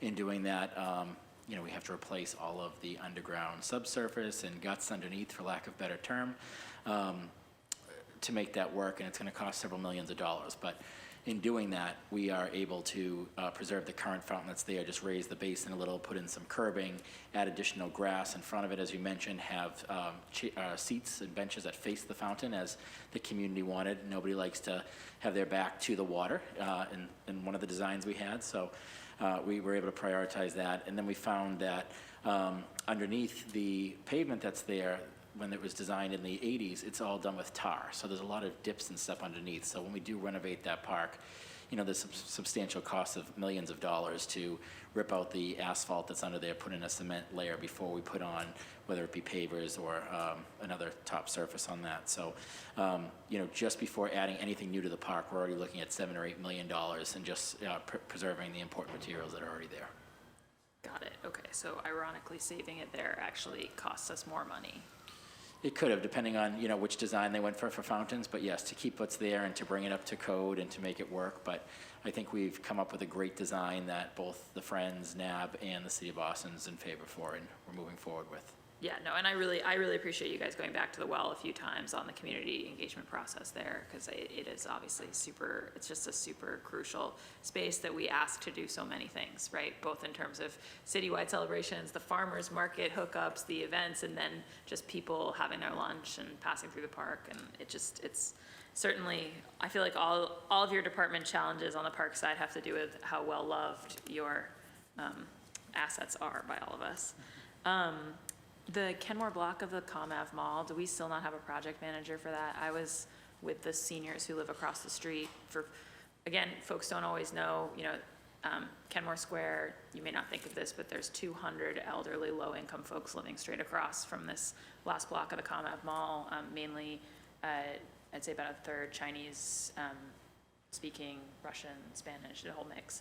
And I was with them last week, and they would love to see that developed, and especially more senior-friendly seating and the ability to actually have a conversation with each other in that park. So I'm curious, it's been on the capital plan for a while. Yeah, I think we're very close to getting that unstuck. Okay, we're very close to There's assigning no project a manager. project manager. Correct. Yes. Okay. Just to be, if there is anything I can possibly do to get such a person assigned, please let me know. And again, I really want to make sure we do good multilingual, age-sensitive outreach there. And none of the seniors I was meeting with will read a QR code pasted to the something. So can we please Correct. not just do that? Yeah. Okay. On the topic of surveys, just a little flag that I got from a constituent I thought was actually a good one. You guys have some survey about what would people like to see more of in the park, and it has a whole bunch of options. It doesn't actually have trees on the list, at least for this one that somebody, and so just flat, it's passive elements, active elements, all these things, but I think I heard a little bit of hey, that's one of the things I want more of in the parks from people, so just a flag. And then I guess in the last of the sort of District 8 capital E things, I think I'm aware, I know your department's aware of this opportunity to actually deal with the Phragmites, the sort of remaining, so I just want to, I've said this in a few settings now, but because of how they spread, it would seem crazy to me for us to leave a portion and then have them spread into the places where we had cleared them. And I'm well aware that when the Army Corps pulls up sticks, they're not coming back. So I don't know if we've made any progress on that or we're working on it. We are presenting to the Conservation Commission on Wednesday a proposal to expand that to include the Phragmites and other invasive removals behind the firehouse. Fantastic. Department building. That is great news. Okay, and then I think just the one other thing that I'll have to come back in a minute, but I want to take at least some of our public testimony. We've got a lot of folks waiting. So obviously, I'm thrilled about Power Corps, and we will, if we still got some slots, we'll spread the word. We gotta make sure it's a full class. I guess, Chief, it's a little bit of a question for you, but like, you know that fundamentally, I think the majority of the council thinks that like Parks just needs to be structurally bigger. Like you need more staff. You need more staff for the urban wilds portfolio. You need more staff for this urban forestry world that we're talking about, right? Like really growing. We want to bring some of that contracted work in, as you were already discussing with colleagues. We need to redesign the Rangers program, in part because of how the regulatory environment has changed or whatever, but we're constantly getting requests for Rangers to be on site and things, right? And so in a world in which they're a great ambassadorial asset, we're gonna need more of those. So I guess, like, how are you thinking and how are you talking with the administration about a, like, long-term plan that really actually grows this budget to support more staff? In addition, because I get that we can bring the contracts in, and obviously I'm like totally paid up on and we need to train the workforce so that our young people are getting these jobs and there's a great path for them. On that note, I'm a little bit curious whether we should be thinking about putting sort of tree climber roles in between, like under the arborist, sort of so that there's, again, a kind of step ladder for people. And I'm not sure how much we have that in this year's budget so far, but I'm just trying to like think about how, like, I know we're gonna hear in public testimony from a bunch of folks who say, hey, why are we not at 1%? And I feel like at a minimum, we need a path to 1%. So yeah, what do you think?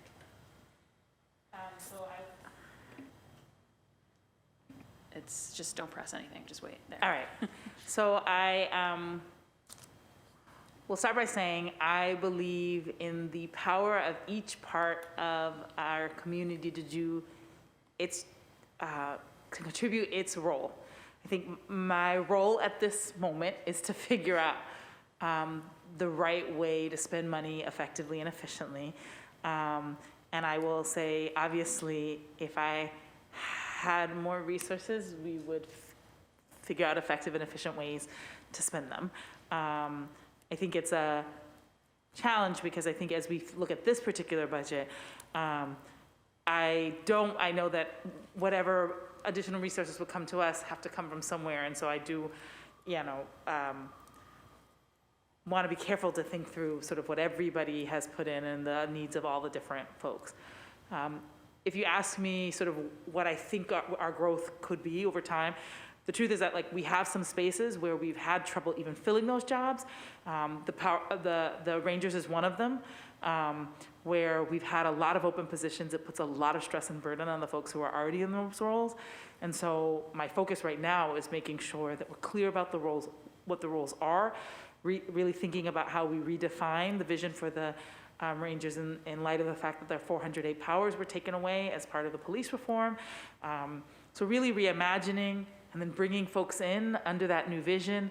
Next year will be the 40 years since the Rangers got started and when we're really actually leaning in on a process to rethink. And I asked, of the current Rangers, what do you think the mix of things should be between enforcement and ambassadorships and programs, and how do we design something that gets us there? So I think there's a lot of focus right now on making sure that we can fully staff all of the roles that we have. I think the next layer of that, and that also includes the tree division where we've had a pretty hard time attracting and retaining staff. I think the second layer to that is also really thinking about how we retool a lot of our different staff. Right now, there are ways that things are divided that some people throw away trash and some people pick up trash. And we opened a conversation last week with the union to really say, there's a larger vision and we'd like you to be part of helping us think through how we achieve that vision. And where are there places in the contract that enable us to get there? Where are there places that are hindering us from getting there? And where are there places we need to add things that allow us to retool and retrain our staff? And then I think I cannot deny if we continue to expand the number of parks, retooling and retraining doesn't by itself create more unit hours to do the work that needs to be done. But I can name what we're doing in this cycle. We are looking at opportunities like how much we're spending on outside companies and how much we could be bringing that in-house. But I cannot deny that at some point, we will reach a limit of effectiveness in the things we're doing to be tighter in our working, and we will need to expand the number of folks. I think what we have in the budget for this year, particularly around the urban forestry, moves us along, expands that department in a way that gets us closer to probably where the long-term vision needs to be. And we wouldn't want to go from 4 to 15 overnight. That might be too big of a growth. And so, you know, administration has worked with us to sort of figure out how much can we grow in a healthy way. But transparently, what we're doing this year doesn't finish that conversation. It does get us well on the path, and we're grateful to have more resources to be moving on that path. Great, thank you, Chief, and I appreciate the diplomatic answer. I just think I think, look, over the course of even my time on the council, we've seen a huge growth in the Department of Neighborhood Development, now the Mayor's Office of Housing, in recognition of like housing sort of as a major priority of the city government, right? And sort of a structural shift there, I feel like, and I think that you're hearing a lot of yearning for something similar in support of your work, and so I just want to flag for those who listen that I think that's something that the council wants to figure out a path towards. I think what I want to do is just, I think my colleague, Councilor Braden, has like half a round's worth of district-y questions, so I'm going to let her get those in, so that, and then we can go to public testimony. So Liz, if you want to. Thank you, Madam Chair. So I had a couple of questions. Landmarks Commission. I know that we had a backlog with, studies on things. Where are we at with? I know it's so distressing when in our neighbourhood something, a well-loved building or is tagged for demolition, and there's a 90-day demolition delay. And really, I think when we get to that stage, the horses out of the barn, we need to do a lot more proactive work on preserving our historic architecture and whatever in our neighbourhoods. And that local interest and that local significance piece is really critical. So where are we at in terms of landmarks? Yeah, so the ordinance that Councillor Bach introduced has gone to the state legislature and is moving through there, and it actually is moving, which we all know is not a foregone conclusion when something goes up to the State House, but that will be really key because that will give landmarks another tool. There have been a number of places where people have applied this year or wanted to use the tool and have been unable to do so because we could not trace clear state or national significance to the particular building. I will say that in many ways we haven't made a ton of progress on the backlog. We have moved some things that were on the backlog off. Mm-hmm. But we've gotten in more applications in this year than we moved things off. Yeah. So that's a bit of a challenge. We did move some pretty significant things off, and that were really exciting. One of the exciting things, and I look forward to having deeper conversations with Councilor Fernandez Anderson. I did give her a heads up, but it is now official. On May 10th, the Landmarks Commission voted to move Highland Park into our most recent architectural district, our first architectural district in the community of Roxbury, and really highlighting an important area that has multiple layers of history, including history back to the early founding of the city, but also of a vibrant Black community that has been in that area. So we have moved some pretty big things across the finish line. We've also received significantly more applications, so we're going to have to figure that out.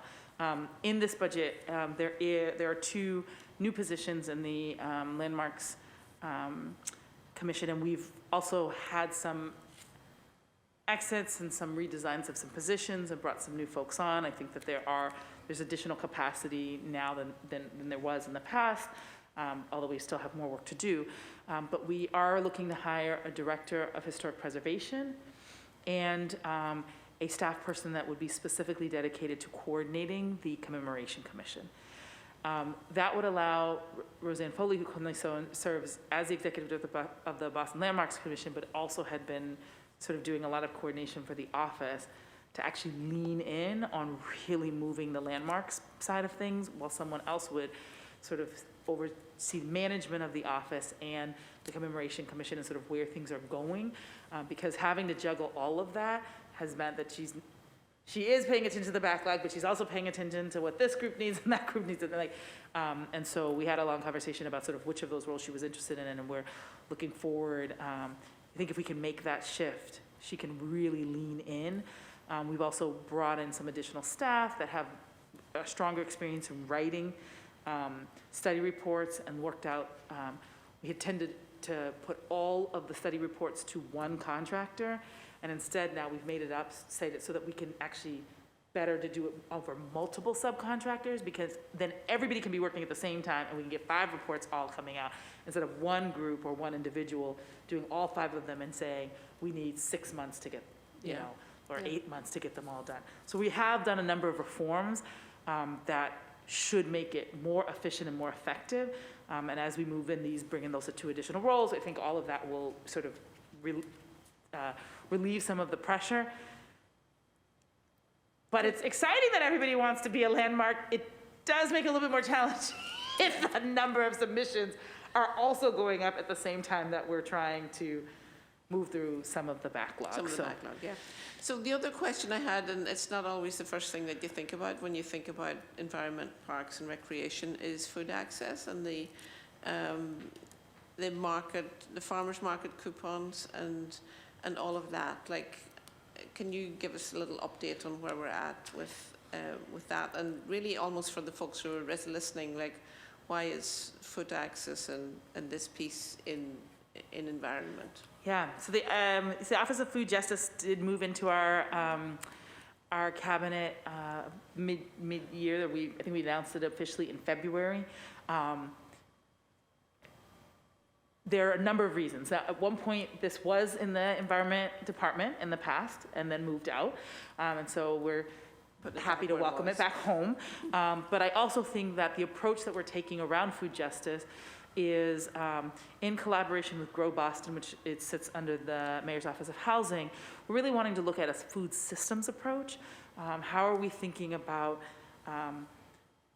everything from how food is grown to the way it hits the table, and really thinking about it from an economic justice and a climate justice perspective. And so we are right now in the process of hiring a new director of that office. Really excited. We've been meeting with candidates, just started this week.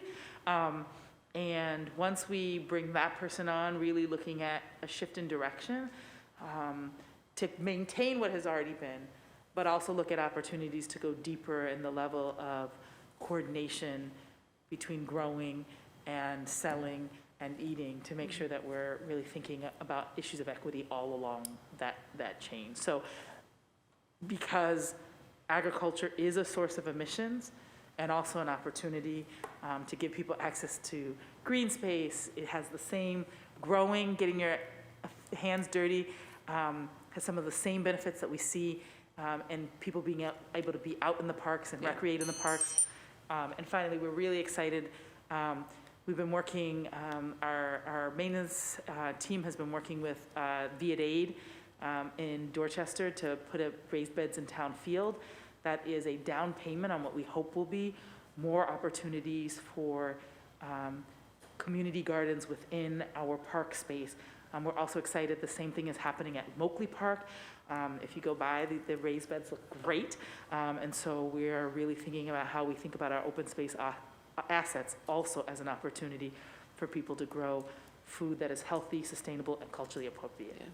So one last question, the farmers market voucher program, I think the Brighton farmers market was put on a wait list. Yes. And I know we have a huge number of really... And my understanding is that they're coming off the wait list. They're coming off it. That's Yes. good news.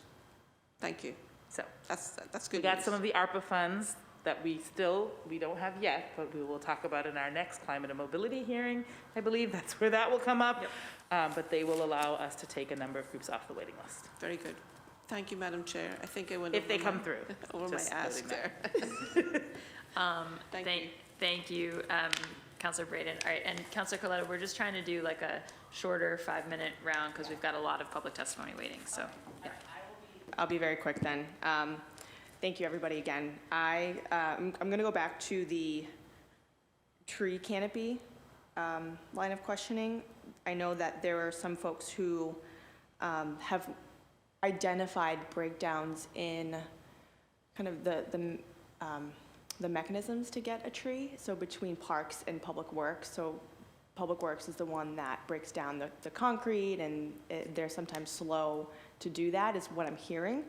I don't know if there's any way to expedite that or to get that moving faster, if we need to bring that up to the Public Works Department, but that was something that was flagged for me throughout all of this. So that's actually a key component of our Climate Ready Streets initiative, to really lean in on our design standards, on our approach, and our communication. So all of those things will be highlighted. We've already sent a letter to Public Works to sort of name some of the things we want to discuss, and then we need to lean in on how we begin to address them. So yes, we are aware.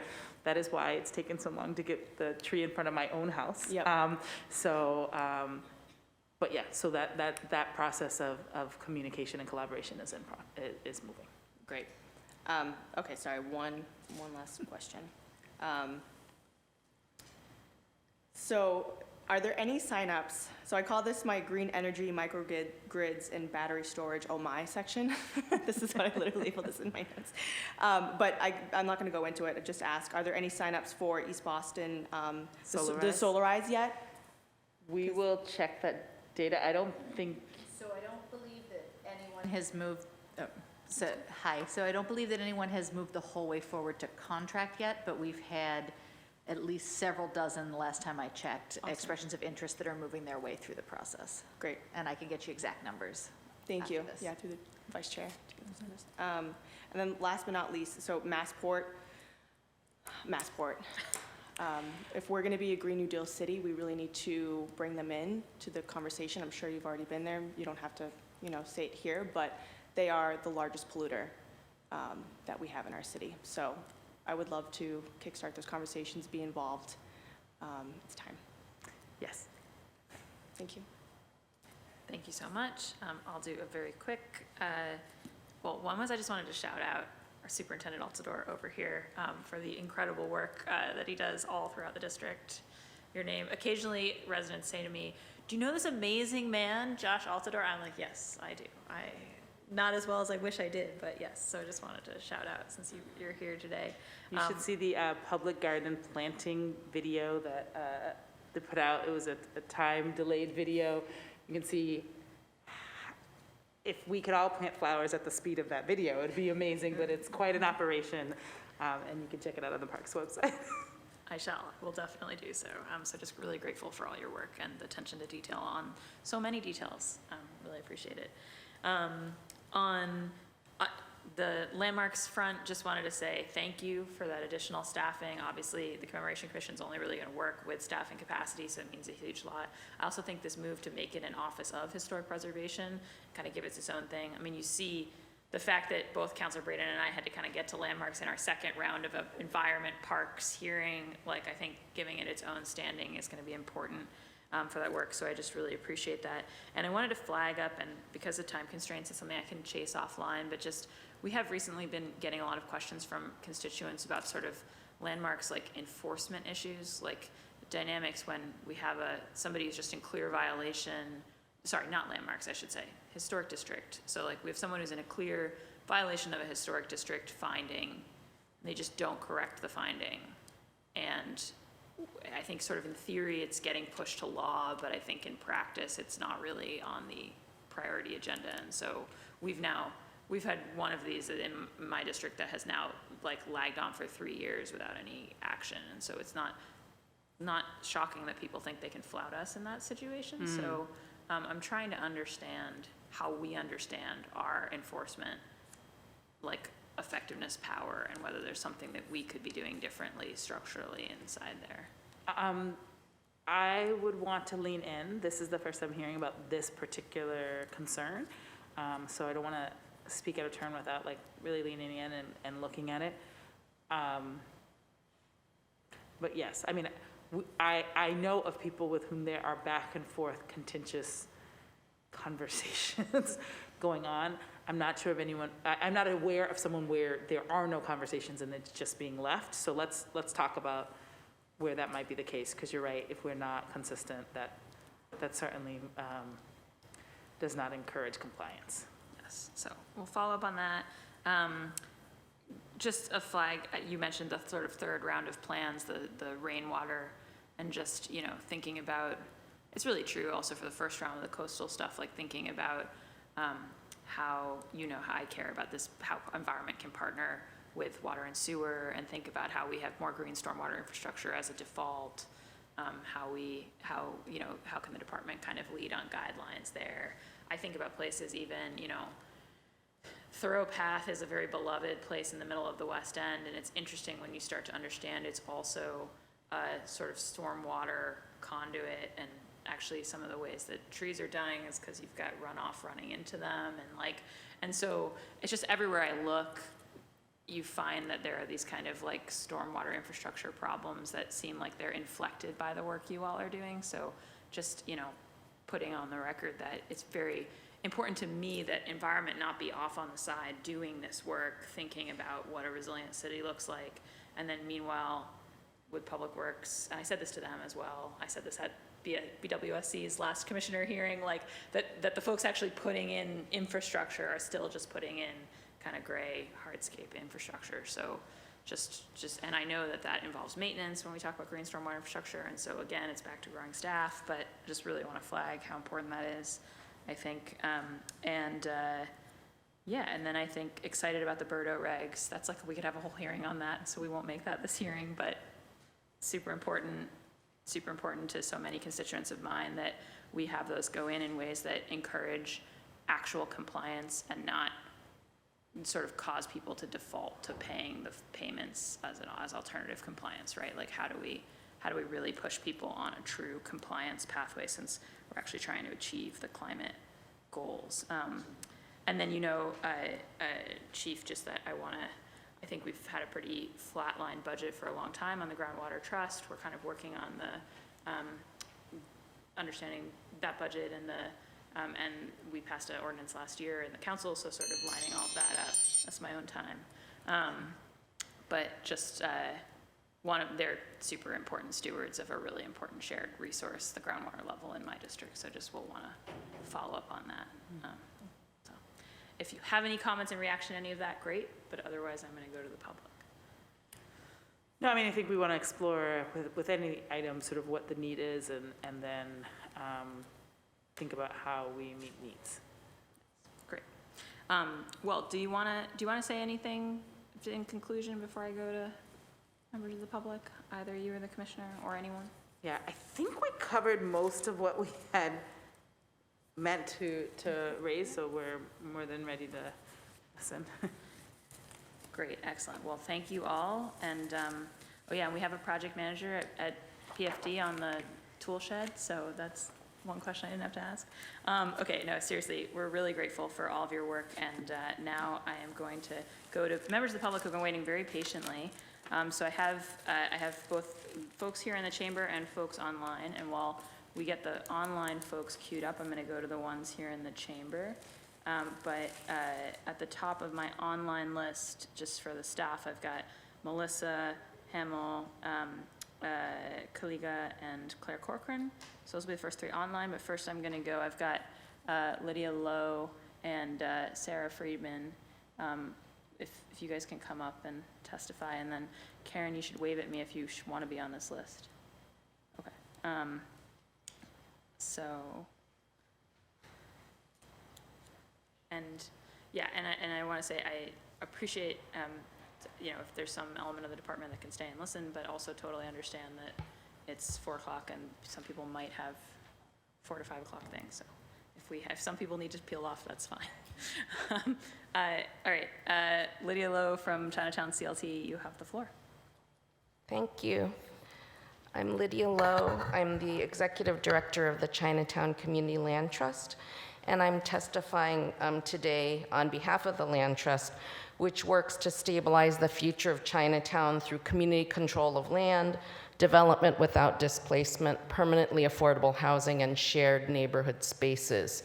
Community land trusts remove land from the speculative market to preserve important resources for the common good, like affordable housing, parks, or urban farms, with a membership and decision-making structure that focuses on community governance. We believe it's important that we use city dollars to stabilize our communities, prioritizing both long-term sustainability and resilience. As Chinatown has undergone a development boom, nearly doubling its population in the last 2 decades, the lack of open space and permeable surfaces has only gotten worse. Central Boston, including Chinatown, has 2.17 acres of open space per 1,000 residents, which is less than a third of the citywide average. And to the chief's point about neighborhoods without backyards, not only does Chinatown not have backyards, but families are doubled and tripled up in apartments. Tree canopy coverage in Chinatown is also about a third of the citywide average, with few trees large enough to offer shade. New luxury development has increased inequality.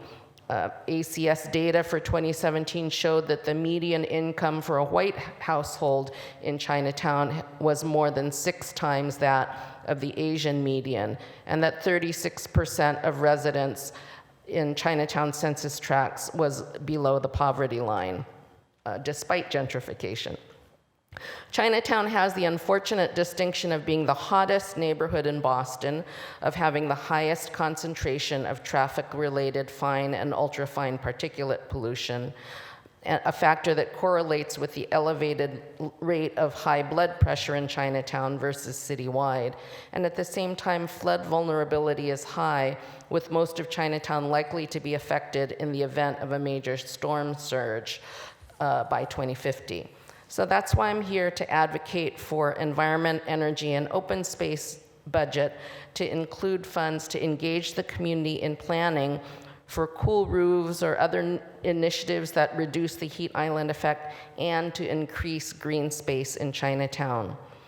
There's a new affordable housing project planned to include a permanent branch library for Chinatown, and we believe that there's an important opportunity for the city to help us acquire undeveloped private land adjacent to that project in order to create a new park where children can play next to the future library. We also see an important need to invest in the future through community-centered environmental justice and resilience projects, such as the Chinatown microgrid, which you'll hear more about later, a pioneering model promoting energy efficiency and resilience that's scalable and replicable. We think that the City of Boston could encourage this type of initiative by establishing a grant program to incentivize resilience. So to summarize, we ask that you invest in our future by investing in long-term approaches to community stability and resilience, and investing in systems change. Thank you. Thank you so much, Lydia. Next up is Sarah Freeman, and then, as I mentioned, we'll be going on Zoom to Melissa Hamill. Sarah? Hi, everyone. Sarah Freeman from Jamaica Plain. I feel like I'm preaching to the choir about the importance of parks, much more than beautification, but the importance of nature. During COVID, we all saw physical health, mental health, environmental health, stress reduction, plus all the urban heat islands, pollution, mitigation, stormwater, wildlife. So what are we doing about that? I'm glad to hear the budget is going upwards, especially in the open space acquisition, which I guess had not been in the budget in recent years. At a CPA meeting this year, I learned that if the city continues to grow at the rate expected by 2050, we would need to, like something like 50,000 more people, we would need to add something like 600 acres of open space to keep our ratio now. And just encourage people here to think about how they might do that. I know citywide people are fighting for parkland and for trees and open space, whether it's Melnia Cass Boulevard, Malcolm X Park, Crane Ledge Woods, Morton Street Canopy. Some of these are working with the state. I know a lot of us would love to see restoration of lost canopy at the Shattuck Hospital site. So just urge the city to find ways to be responsive to those requests. The Rangers, I'm glad to hear they came up repeatedly. It's still an ongoing mystery to some of us how they fit into the budget. I'm not a budget expert, but it would be nice to be able to find, here they are, they get this amount this year. I see the jobs, but not the program expenses. Last but not least, I'll leave you with a quote from Frederick Law Olmsted, whose 200th birthday we're celebrating this year. A lot of you know Jerry Wright, who frequently invokes a quote from the Yosemite and Mariposa Grove report about government's duty. Some of you got this in an email. The establishment by government of great public grounds for the free enjoyment of the people under certain circumstances is thus justified and enforced as a political duty. So I encourage you all to do your duty and it seems like the parkland's just there, you don't need to do anything, but we need to do something. Thank you. Thank you so much, Sarah. And now I'll ask the team to queue up Melissa Hamill. And while we're just getting Melissa on the screen, two people have reminded me to also put a plug in for these BPDA parcels adjacent to the Urban Wild and McLaughlin Park. They're very steep and we want to effect a combination, but you guys know about this and I think we're gonna move on it. So just reminded me. All right, sorry, Melissa, had to get my own little plug in there. Now it is your turn. If you can just introduce yourself and just, your name, where you live in the city or affiliation, et cetera, and try to keep your comments to a couple of minutes just so we can get through everybody. That'd be great. You have the floor. Okay. All right, thank you. My name is Melissa Hamill, and I live in Jamaica Plain, and I represent the Friends of JP Dog Parks, which is an organization of about, we have over 1,000 followers on Facebook. We have about 300 active members, and we recently just collected 700 signatures on a petition to create a dog park in Jamaica Plain. We, first of all, applaud Mayor Wu and the City Council for actually proposing funds for the upcoming budget for a dog park in Boston. And we believe that with over 1,100 dogs registered in Jamaica Plain and 0 dog parks, we feel that Jamaica Plain is the most logical place to build the next dog park. We have benefited from having friendships grow throughout the COVID period because many people adopted dogs and we socialize our dogs together. Unfortunately, we have to find and make our own spaces, and it's often difficult to do, so that having a designated dog park and perhaps shared use spaces, we can actually make it beneficial and safer for everyone. We're excited about this proposal, but we also feel that one park per neighborhood is probably not enough, but it's a good start. We would love to work with the City Council and with the state, including the DCR, which thank you, Chief White-Hammond, for bringing up this issue of state parkland, which is one of the largest green spaces in JP, where we do have, unofficial dog parks where people gather. So if we could work together with the DCR, that would be terrific in trying to find solutions to this problem. We also believe this is an equity issue. Many of us in Jamaica Plain, as well as throughout the city, do not have backyards. We do not have, a lot of people are renters, a lot of people have small spaces, so it's important for us to have representation as well. This is a safety issue, but it's also an equity issue. I really welcome working with the City Council and the state for future discussions about locations and project design. And we thank you for your consideration, and we look forward to hearing from you soon. Thank you. Great, thank you so much, Melissa. Next up, I'm gonna jump to Claire Corcoran, because I think, Kaliga, if you're there, we're having trouble with you not accepting the offer to unmute, so if you can try to do that. But in the meantime, we'll go to Claire Corcoran, and then if we aren't able to solve it with Kaliga, we'll be going to James Michelle. Claire? Good afternoon. My name is Claire Corcoran, and I am the Community Tree Specialist at Speak for the Trees, Boston's urban forestry nonprofit organization.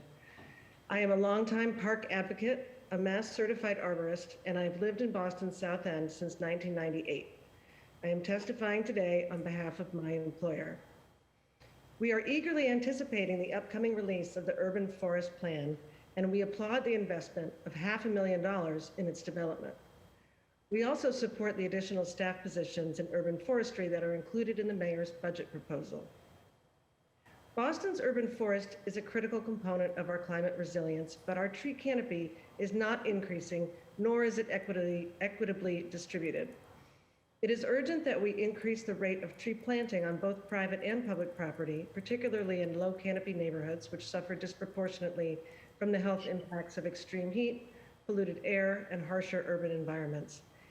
It's also critical that we provide access to the care and maintenance required to retain mature canopy trees in an equitable fashion, prioritizing significant trees that contribute disproportionately to canopy cover in these neighborhoods. If we are to achieve the vision of a more equitable canopy distribution and a more resilient, greener city, we are going to need to scale up our investment in both planting new trees and maintaining existing trees. In other cities that have achieved these goals, public-private partnerships have been integral to the success of such efforts. In Providence, Pittsburgh, Atlanta, and New York City, to name just a few, robust partnerships between municipalities and nonprofits have enabled these cities to leverage private dollars, engage and educate citizens to care for and steward their urban forests, and freed up other funding for required maintenance such as regular pruning, insect and disease treatment, and watering trees during times of drought. Successful partnerships like these have been nurtured over many years and require ongoing commitment, dedicated funding and support, and constant communication and collaboration. Here in Boston, there are significant philanthropic resources available to support these goals from the private sector, particularly in education around stewardship and tree planting. Robust public-private partnerships can leverage philanthropic dollars here too, but will require an increased investment in staffing as well as leadership and commitment. We can reverse the current level trend and increase our canopy cover equitably, but it is going to be expensive and require all the resources available from both the city and the private sector to achieve these goals. We look forward to the Urban Forest Plan release and hope to see a renewed commitment to leveraging all available resources as we move forward together. Thank you. Great, thanks so much, Claire. And I think now we've got Kaliga on, and then it'll Sorry about that. I am a pet care provider, a dog trainer, and they acted up. But also, I was born in Boston. I have been an RN. I was a city nurse for over 44 years. I have been a business owner for over 32, and almost 30 years I've been a property owner. And I am here also as a member of JP Dog Parks Group. I want to say that we are advocating for JP Dog Parks to get at least one, since for one zip code, we have the most registered dogs of any part of the city and 0 dog parks. But also, you need to know that Boston is 75th or worse in major cities in terms of dog parks. Dog parks are an amenity that helps all people out. I have many clients, because I'm from the inner city, I grew up in Roxbury, I have many clients from all walks of life, and almost everybody loves their dogs. So it is something that everybody needs. The benefits to dogs, of course, are exercise, socialization, and a well-exercised dog is going to behave better. However, for humans, outdoor exercise is a benefit, and just if you don't even have a dog, but you watch the joyful play of dogs, I can tell you, studies have shown that people release happy hormones, serotonin, and endorphins watching dogs at play. It is a great activity for the community at large. In areas where many people and their dogs congregate, you have decreases in crime. And if you want to retain young professionals and truly have a cosmopolitan city, then we need to have dog parks, and many of them. In areas, we can have small ones, we can have large ones, we can have shared space. We pay our taxes, we are voters, we need them. We have tot lots, we have tennis courts. I'm a mom too. So I'm all for all that, but we also need that. And just before I go, because I'm a violence prevention nurse, I also am a smoking cessation nurse. I just want to say quickly, I'm from, like I said, the inner city. We took away the power of our law enforcement park rangers to do their job. Was that a gesture towards defunding the police? It should be called refunding the police. Police need better training on all counts, and we just don't want racist police. So what happened to the park rangers? You took away their powers, and that's ridiculous. We need to have them. We have a law against smoking in parks, including all the way to vaping, because it does hurt people even outside. And that ordinance has a $250 fine. Our park rangers should be enforcing that. It gets money for the city. They should be educating people and helping me do my job as a nurse who tells people not to smoke in public spaces. Okay, so I wanted to just throw that in. I'm here for dog parks, but I'm also here for the park rangers and for no smoking in parks. That needs to be enforced. Thank you. Thank you. Thank you so much, Clea. All right, next up is James Michelle, and then it will be, then we'll go to Carla Villar, and then Lisa Beatman. We've been trying to advance you, and it hasn't been working, so again, if you may have to press an accept button on your side. But we'll go first to James. Thank you so much, Councilor Bach. I want to share that it's really moving to participate in this process. I want to give big ups to Chief White Hammond and to Commissioners Woods and Brezius, and to all the council for the care which is demonstrated here. Today I'd like to speak on behalf of one of the coalitions in which I participate. That would be the Crane Ledge Woods Coalition, which is comprised of over 6 neighborhood associations in the Hyde Park, Mattapan, Roslindale area with 50 supporting organizations, and we have 4,000 individuals who have signed, over 4,000 who have signed our petition, which seeks to, our mission is to fully conserve a 24-acre urban woodland bordering Hyde Park, Mattapan, and Roslindale. Now, we've sent to the mayor and to you councilors a budget letter. Hopefully you've received it. I'll summarize our main communication. The first is that the proposed budget includes funding for climate and environmental justice in several line item categories, which hopefully will allow for the acquisition of Crane Ledge Woods should we reach that point. We're really happy that the administration has taken these important initial steps to address climate and environmental justice and is focused not only on coastal flooding, but on our inland neighborhoods. We do believe that the city needs to really transition into the business of acquiring land, returning it to the commons, particularly undeveloped green space. We note that the allocation of $10 million is new, and again, we celebrate that, but we think it could be doubled.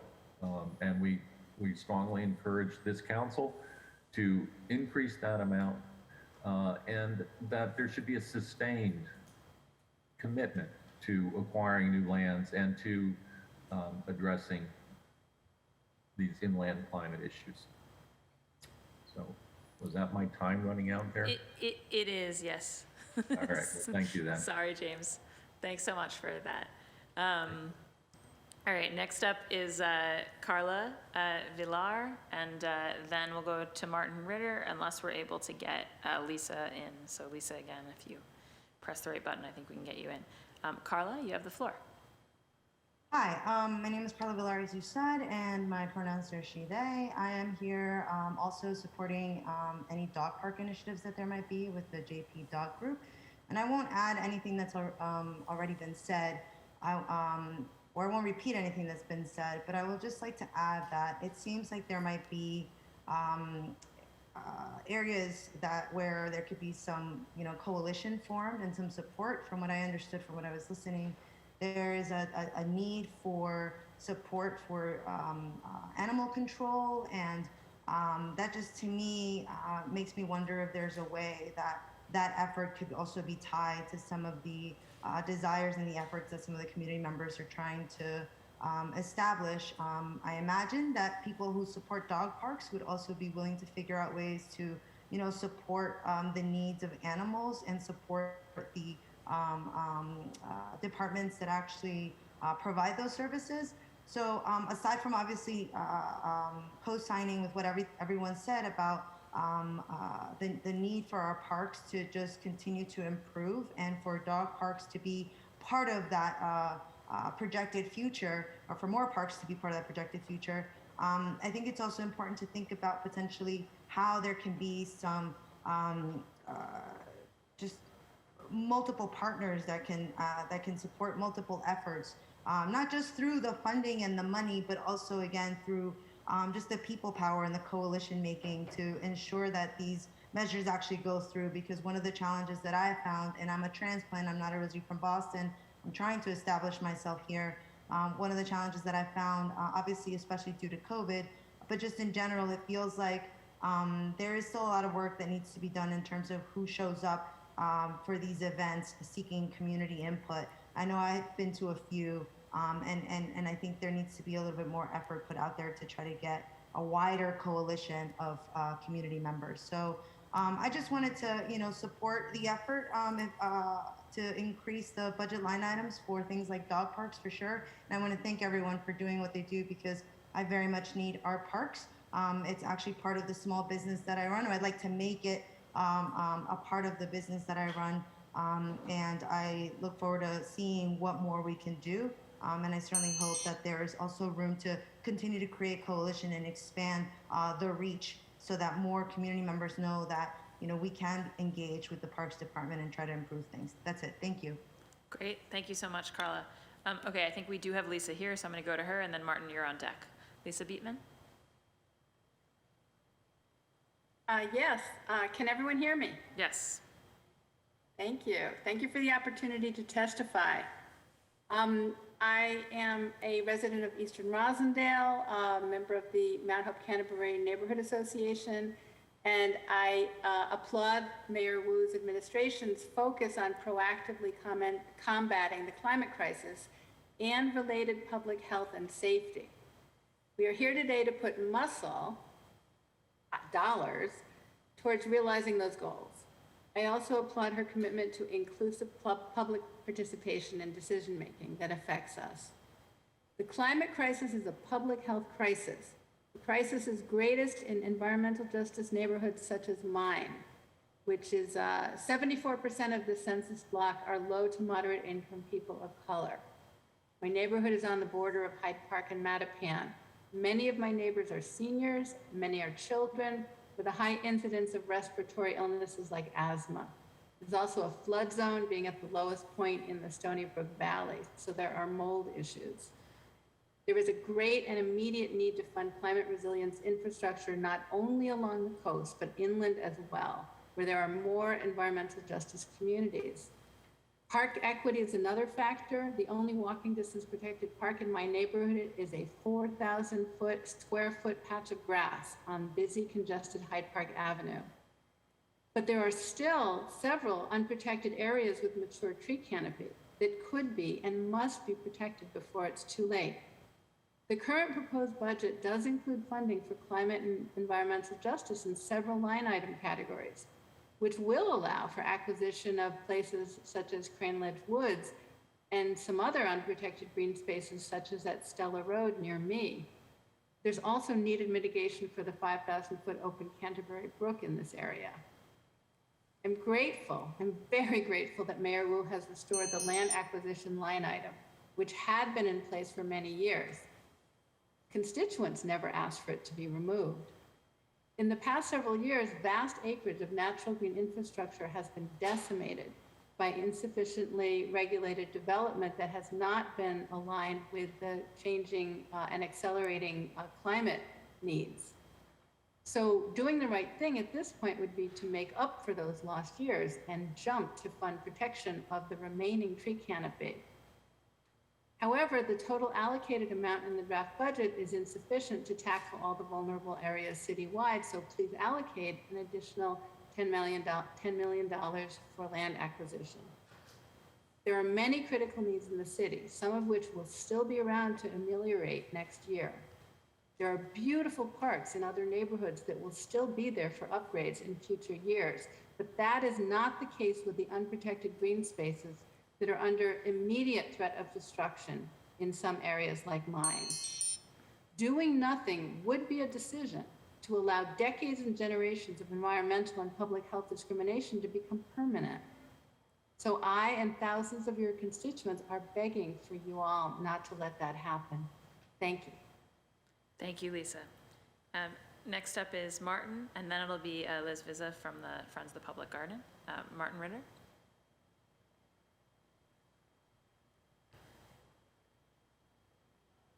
Martin, are you there? Yes, I am. Can you hear me now? We can, yes, excellent. Thank you, Kenzie. So my name is Martin Ritter. I'm a resident of the Back Bay, long involved with the Neighborhood Association of the Back Bay on a number of neighborhood issues, also a member of Gas Leaks Allies. And as you know, gas leaks are one of the causes of the destruction of trees, which we're trying to make healthier and more numerous as part of our climate action policies. I'd like to address three elements. First of all, Crane Ledge Woods. And there is a connection between Crane Ledge Woods and the Back Bay, which is perhaps not obvious, but nevertheless worthwhile pointing out. And it also is a matter of equity. We in Back Bay are very blessed with access to wonderful open spaces. The people around Crane Ledge Woods are not. And yet this area is in imminent danger of being destroyed by a proposal to establish luxury apartments, which are not in short supply in Boston, unlike affordable housing.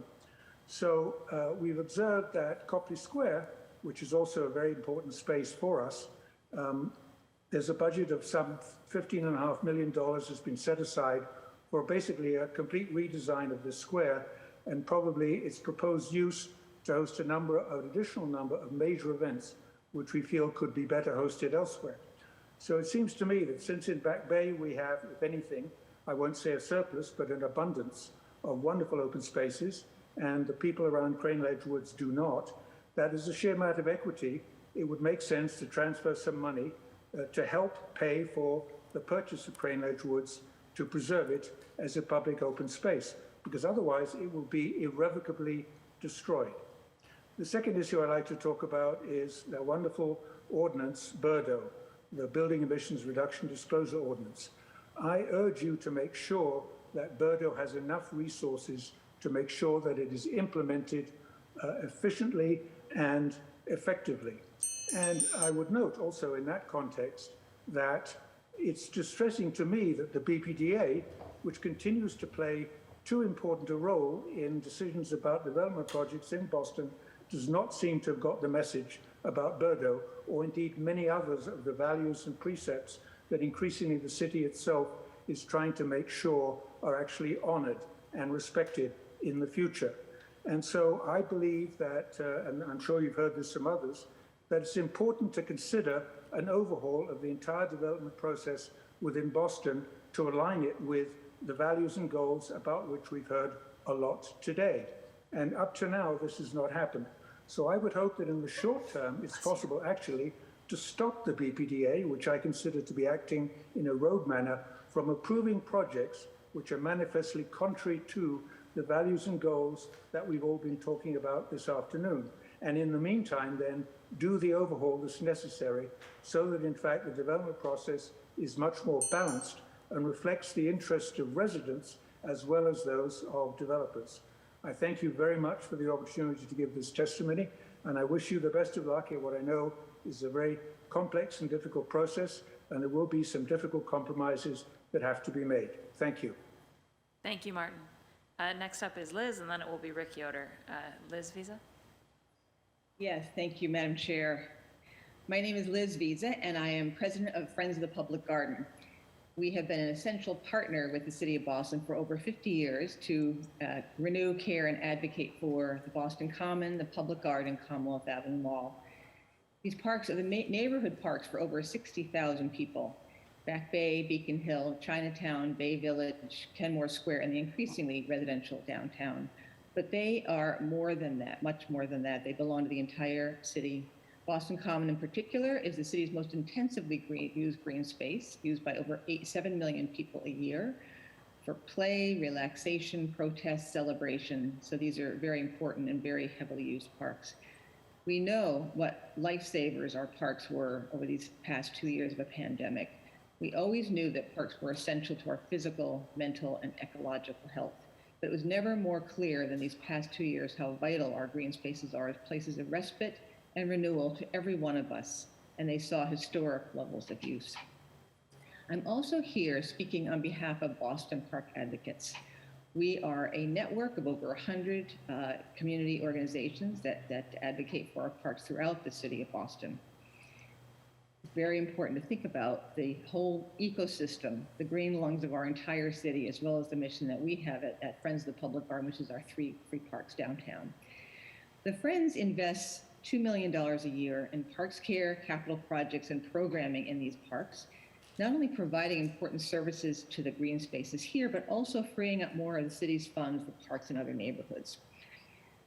You heard Councilor Bach talk about the 1%, and you will hear it from me. The Parks and Recreation budgets is just 0.75% of the city's proposed total budget. This $25.9 million is spread across 2,300 acres and 332 properties and 35,000 street trees. The Trust for Public Land just published its park score, its 2022 park score, looking at the nation's 100 most populous cities. We rank number 19 on investment. As a major urban center, we should be doing better.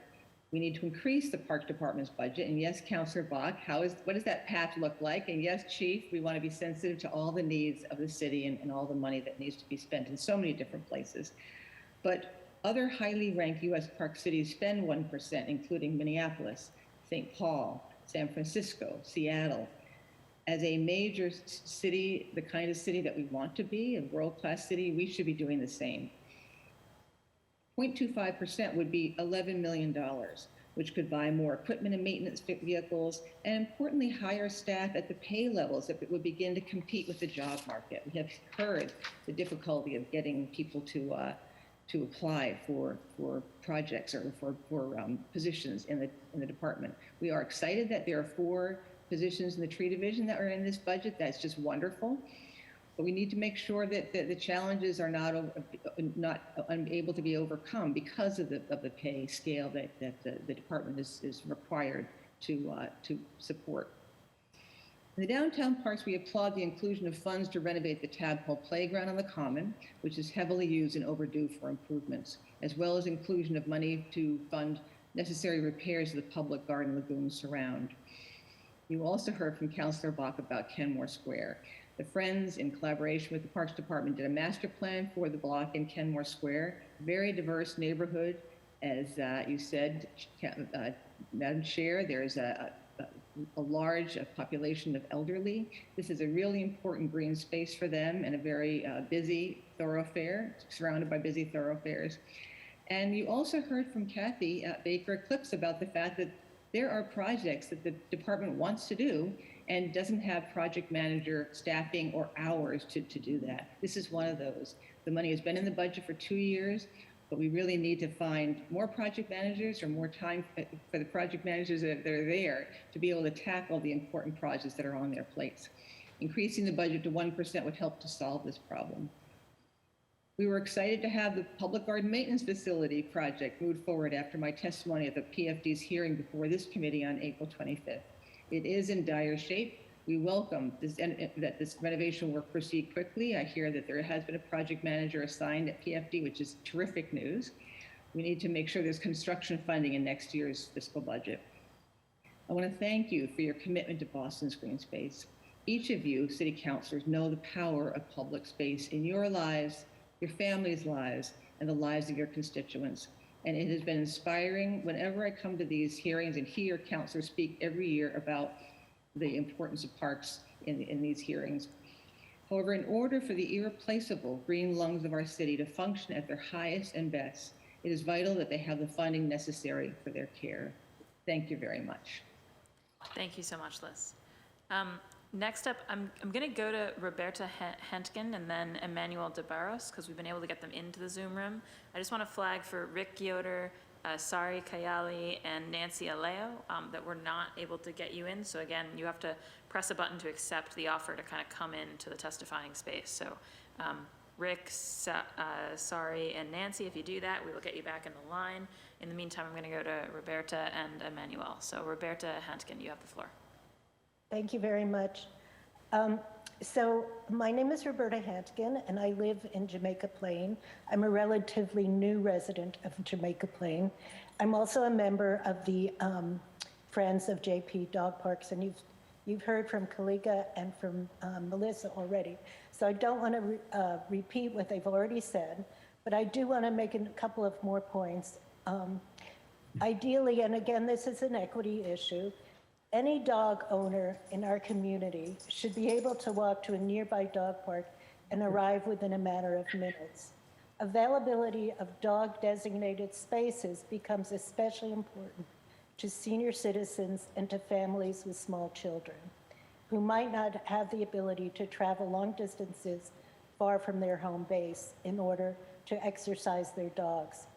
And another issue that hasn't been mentioned but is more and more frequent, especially as we get into the summer months, we're hearing of dogs getting sick from ingesting human waste that reveals drug content within that waste that they've ingested. And this needs to be addressed as well. We essentially need clean and functional areas where we can let our dogs play off leash.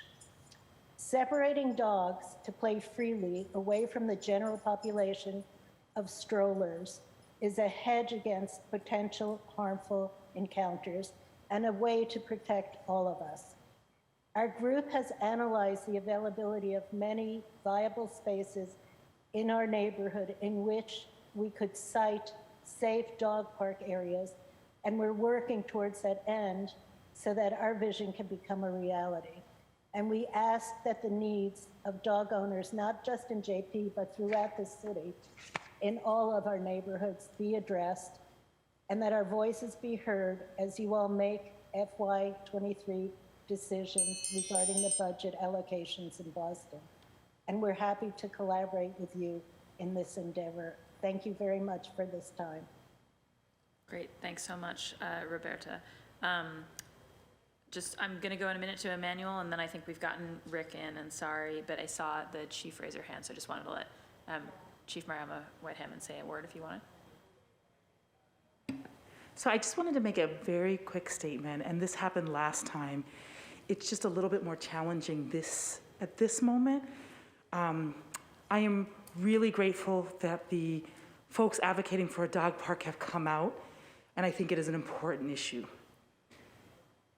However, usually when we use the term equity, we mean racial equity and dealing with the decades of racism. And it could be triggering for many of us who've worked on that issue to hear the needs of dogs, which are definitely important, equated with the needs for racial justice for those of us who sort of live with those issues. I know that is not the intention, but I just want to flag that because it's happened now a couple of times. And there's a particular sensitivity this week, as a lot of us are living with the issues around white supremacy and violence, to have that, I know, unintentional mistake, it's hard to hear this week. So my just suggestion is to use just another word that's not sort of equating the needs of racial minorities with the needs of dogs. They're both important, but to put them on the same level, which is not what I think people intend to do, but it's how it's heard by those of us who've worked on that issue. So I just wanted to flag that. Thank you, Chief. Next up, Emmanuel DeBarros, and then Rick Yoder. Emmanuel? Yes, thank you, everyone. My name is Emmanuel DeBarros. I live in Charlestown, and also I'm here on behalf of ACE, Alternative for Community Environment. We are environmental justice and transit-oriented development neighborhood-based nonprofit here in Roxbury. And we've been, this office and organizations have been here in Nubian for the past 25 years. And I'd like to speak on for some of the neighborhoods that are mostly EJ Justice neighborhoods, such as Roxbury, Dorchester, East Boston, Chinatown, and Mattapan. So under the environmental department for community outreach programs, I would like to see more better approaches when it comes to measurement of engagement among the numbers of participants. This can be attendees of many of your advisory boards, workshops, and office hours, making sure you count those numbers of participants. Also communicate among many city departments from the transportation department, public works, and many of the neighborhood services team and civic organizing team. With this will support your metrics of engagement for these programs and others such as the Community Choice Electricity Program, and also supporting the heat resiliency study. And also even supporting your building emissions reduction and diesel disclosure ordinance with businesses, with the workshop, making sure you have those encountered, but also making sure you have the funding and technical support and staff so you can do this with the review board and also enforcement. For Parks and Rec and Department, I love the missions you have to maintain these parks and making sure people have access, equity, and mostly excellence throughout the park system. But for, we would just like to see more management of the street trees maintenance program, but also increasing the canopy and maintain the park spaces, also having the additional funding also having additional funding for and support, staff support to help you with this department. But also staff support such as program management and also staff support throughout the parks. We can prevent or reduce numerous issues that can affect many residents in these environmental justice areas if we stand together. With being diagnosed with hospitalized and preventable diseases such as asthma and cancer, we can also help out with extreme weather conditions such as floods, blizzards, and heat waves. Also having the increase of household carbon footprints. I know that's my time, just two key points that were a few questions from the councilors. For how the temperatures interact with pollution in the air, perhaps increasing smog levels from the ground level ozone, heart and lung disease disorders such as heart attacks, strokes, and asthma can be increased due to hot, humid, and air pollutants. And also, planting more trees can make a big difference in neighborhoods with a lot of pavement and lack of tree space. Trees can improve air quality and provide shade and cooling on hot days, decreasing cooling costs to residents and reduce the overall temps in the neighborhood. And with the neighborhood, with these many pavements, and mostly we talk about have denser development areas and fewer trees to absorb the heat during hot days and don't have as much as cooling centers in the area. These heat islands can be reduced, but without these, the temperatures in these areas can go up by 20 degrees. And many of you all can see some of these sites under the heat study advisory. But here at ACE, we're also doing the air quality study too, trying to put more air sensors in Newby and Roxbury. And soon we are trying to spread out our program throughout Boston. So we can provide the study to amplify this policy statewide and locally. And thank you everyone for being here. And when we fight, we win. Thank you. Indeed. Thank you so much, Emmanuel. Next up is Rick Yoder, and then it'll be Sari Kayali, and then Carolyn Reeves, Denise Delgado, and then we've got Karen Moni-Brodek in person. That's who I've got signed up who's here, just so you hear your name. Rick? Yes, thank you. Rick Yoder from Eastern Rosendale, co-chair of the Mount Hope Canterbury neighborhood and a member of the Crane Ledge Woods Coalition. Of course, I have a written statement, but everybody before me speaking on this has already said everything, so I'm going to wing it a bit. I want to, this has been a very interesting testimony. I really appreciate it. I'm very moved and by the testimony on Chinatown. And we all have to acknowledge they are hit hard. And Chinatown certainly needs some relief from all the environmental problems they're facing there. There are, of course, other parts of the city that also have environmental challenges. And I don't think we want to see this as a competitive situation. And the solution to that is for the budget for environment to be increased so that all the city neighborhoods' needs can be taken care of. Otherwise, we get into well, who's got it worse, you know? And that's just not the right way to go.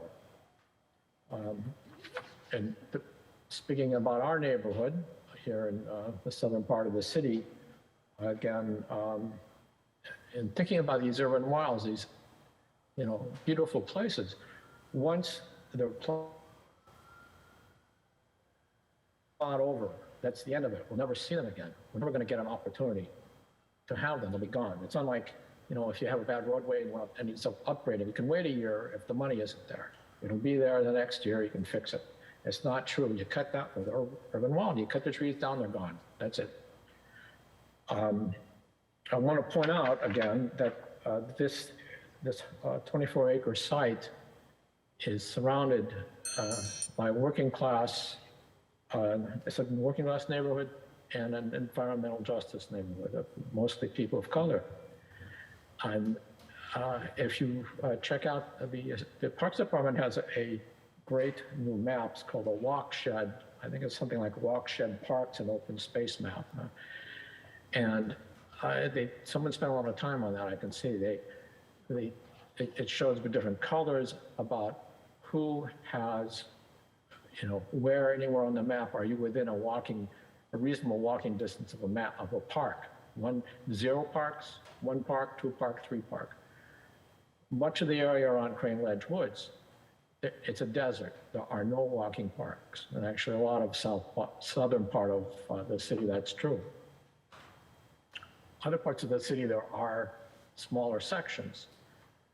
And I started analyzing and I realized some of them are like Logan Airport. Well, I don't think that really should count. In the southern part, particularly again around Crane Ledge Woods, it's all residential. And so there is another argument I think we haven't spoken of why Crane Ledge Woods should be saved. It simply is people don't have a walkable park, and this would be a beautiful one. Talking to the neighbors around there, it's interesting how many say, it's the wildlife I love to hear and see. I like walking through it. It's serene. I'm suddenly transformed out of the city. It's a gem. And I really hope we can find a way to save it. The alternative that is forward now, which it does make this more complicated, is a development or being proposed going through the DPEA of 270 units of luxury housing, a two-bedroom apartment for $3,400. That most people in that surrounding neighborhood are not, their kids can't afford that. What is that doing to the neighborhood? Having something that large, that expensive, plunked in the middle of the neighborhood. I really hope the city and the mayor's office and the Parks Department can make this work so all the parties involved in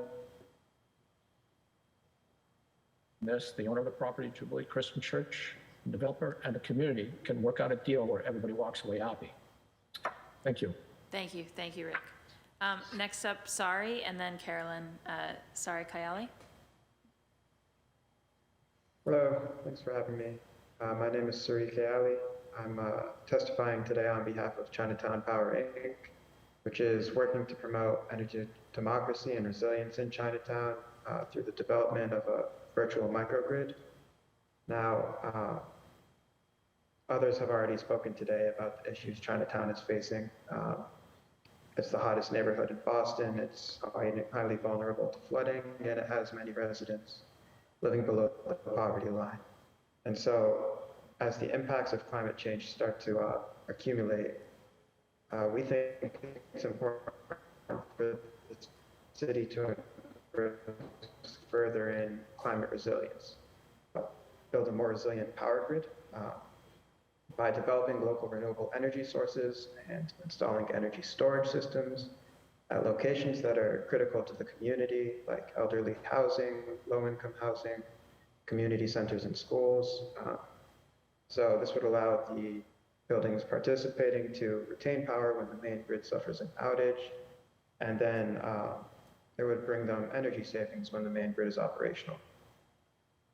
And so for communities to flourish and local economies to thrive, we really need to push for reliable, affordable, and accessible energy sources. So, while the city has taken a lot of promising steps in allocating funds for renewable energy development and, addressing the urban heat island effect, we really think that further action could be taken to invest in climate resilience and building a more resilient electric grid. Thanks. Great. Thank you so much, Suri. Next up, Carolyn, and then it'll be Denise Delgado, and then Karen Mooney-Brodek. Carolyn Reeves. Thank you. I'm Carolyn Reeves. I'm the co-founder with Jackie Royce of the Muddy Water Initiative based in the Fenway. I live in the Back Bay. And I am truly proud to join so many of my environmental, climate, and parks heroes today. But I am here to insist that as proud Bostonians, we must combat climate doomsaying and create positive community and coalition, as Carla said earlier. Today, Kenzie spoke about young students' ownership of our parks. This morning, the Muddy Water Initiative had over 50 students and 6 teachers and paraprofessionals from Brookline elementary schools help us clean up almost 30 pounds of trash from the banks of the Muddy River and talk about how they can make a difference. But as Claire and Liz so correctly said, we need budget and staff to be able to make these wonderful initiatives possible, to energize and to engage our young people in Boston. Today, we talk about the importance of rebuilding and replacing our aging infrastructure. But we must realize that infrastructure is not just the roads, but the trees over them. Not just the bridges, but the water that flows under them. Please do not let our trees be cut down. Please do not abandon our urban waterways. We need money, and we need the staff that money can pay for. Please make that happen for all of us and for the young students who are so enthusiastic about making a difference. Thank you all so much. Thank you, Carolyn. And that was right on time, 2 minutes, so credit. All right, Denise Delgado up next. Hello, my name is Denise Delgado, and I'm director of Eggleston Square Main Street on the border of Jamaica Plain and Roxbury, and I'm here as part of Friends of the Eggleston Square Peace Garden. One sec, Denise. I'm just going to ask Carrie, is there any way to turn the volume up? Or Denise, if you can speak a little closer to your mic, you're just very faint.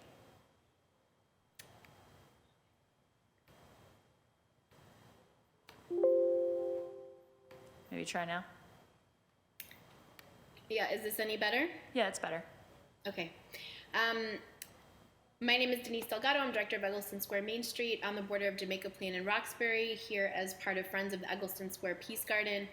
And we want to share with the City Council that in the 1990s, our community, including youth from Greater Eggleston High School, cleaned up a littered vacant lot that was owned and still owned by Clear Channel Outdoor as a way to address violence and disinvestment in the neighborhood.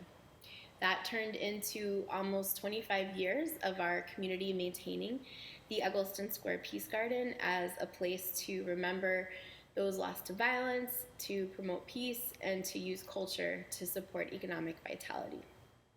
We are hoping that the fiscal year 23 budget includes funds to acquire the Peace Garden as a permanent city park, and we are committed to partnering with the city so that it's a successful project. This is the only green space in the heart of our Main Street district. It's seen countless community celebrations, concerts, domino games, film screenings, and volunteer cleanups. It's surrounded by Black and Latino-led small businesses and youth organizations that have not only used the space, but have also put decades of labor and resources into it. For the last 20 plus years, Clear Channel has benefited from community and city support to maintain and improve the property at no cost to them, with no sponsorship agreement or financial contribution. And then last year, in spite of our community's best efforts, they made a series of decisions that led to a loss of not only the park, but years of community and city investment.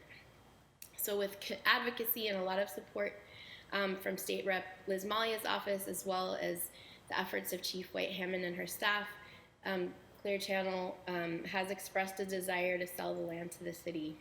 So we just wanted to share that the Friends of the Peace Garden have secured private funds, over $400,000 in private funds for beautification and programming.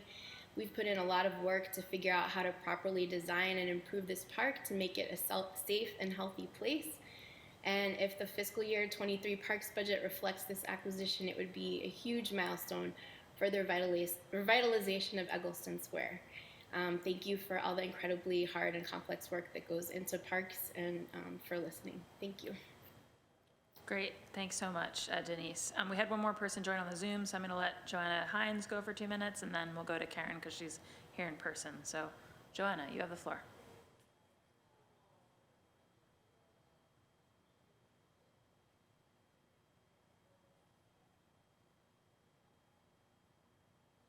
Is Joanna in?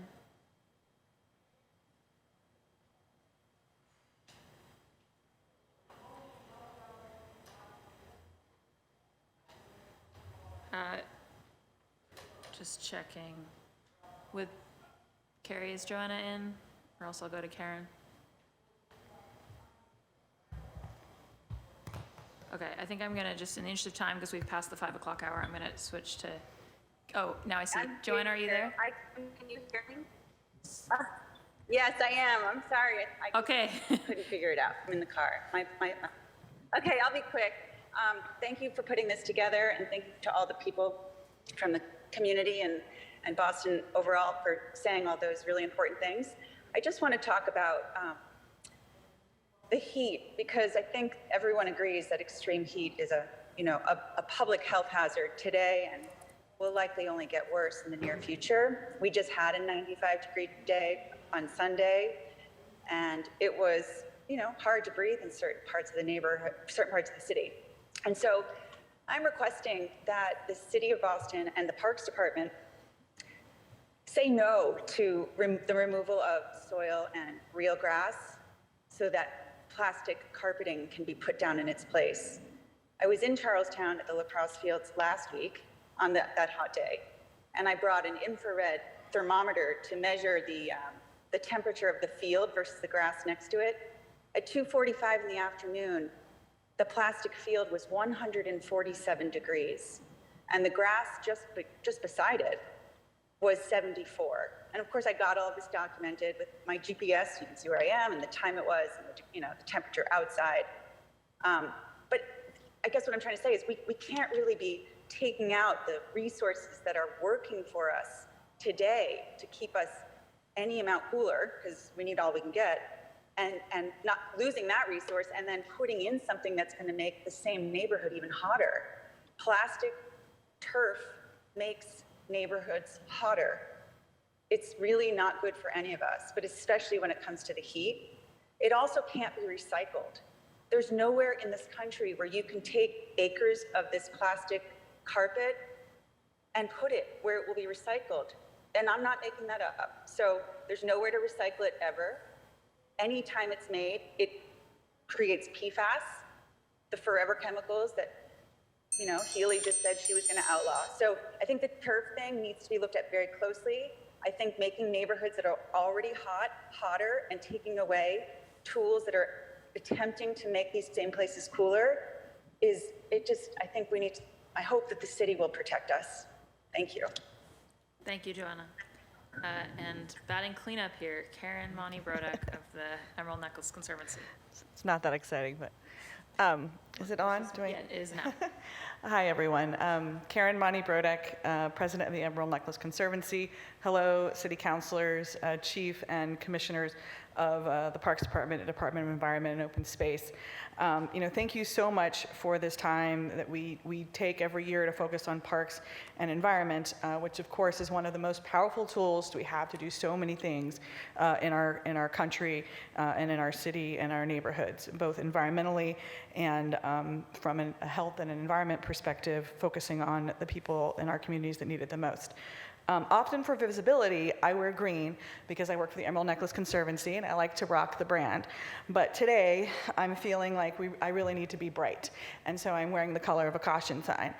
It's pretty important to me that we talk about how much we have the opportunity to invest with green space and take this time to do a lot more than we've been able to do in the past. We have a long road to get back to where we need to be.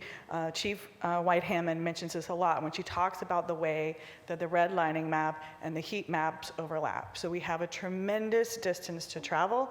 I'm super excited about the increases in the budget this year for the arborists and the other departments that need, and other units that need resources, but I feel like we have a lot more of a way to go. And I wonder how we can, over the coming years, I hope we can make tremendous strides. Right now, from a federal and state level, there's more money than ever for infrastructure. It's not going to solve everything. It's right now, I think, mainly focused, unfortunately, on only the capital side of the equation. We know that's not the whole story. We know maintenance is so important. This team works extremely hard with very little compared to what they should have. The operations staff need more people. The salaries need to go up so they can compete with the private sector and fill open positions. We have this happening in the plumber position. We have this happening in the project manager's position.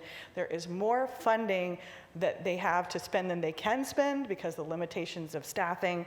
And so I look to the creativity of the staff, of the city council, of the mayor's office to think about ways we can increase capacity, because parks is one of the few departments and the few teams that really touch every block of the city. And if they don't, and because there's not a tree there, and there should be, so then they should touch it.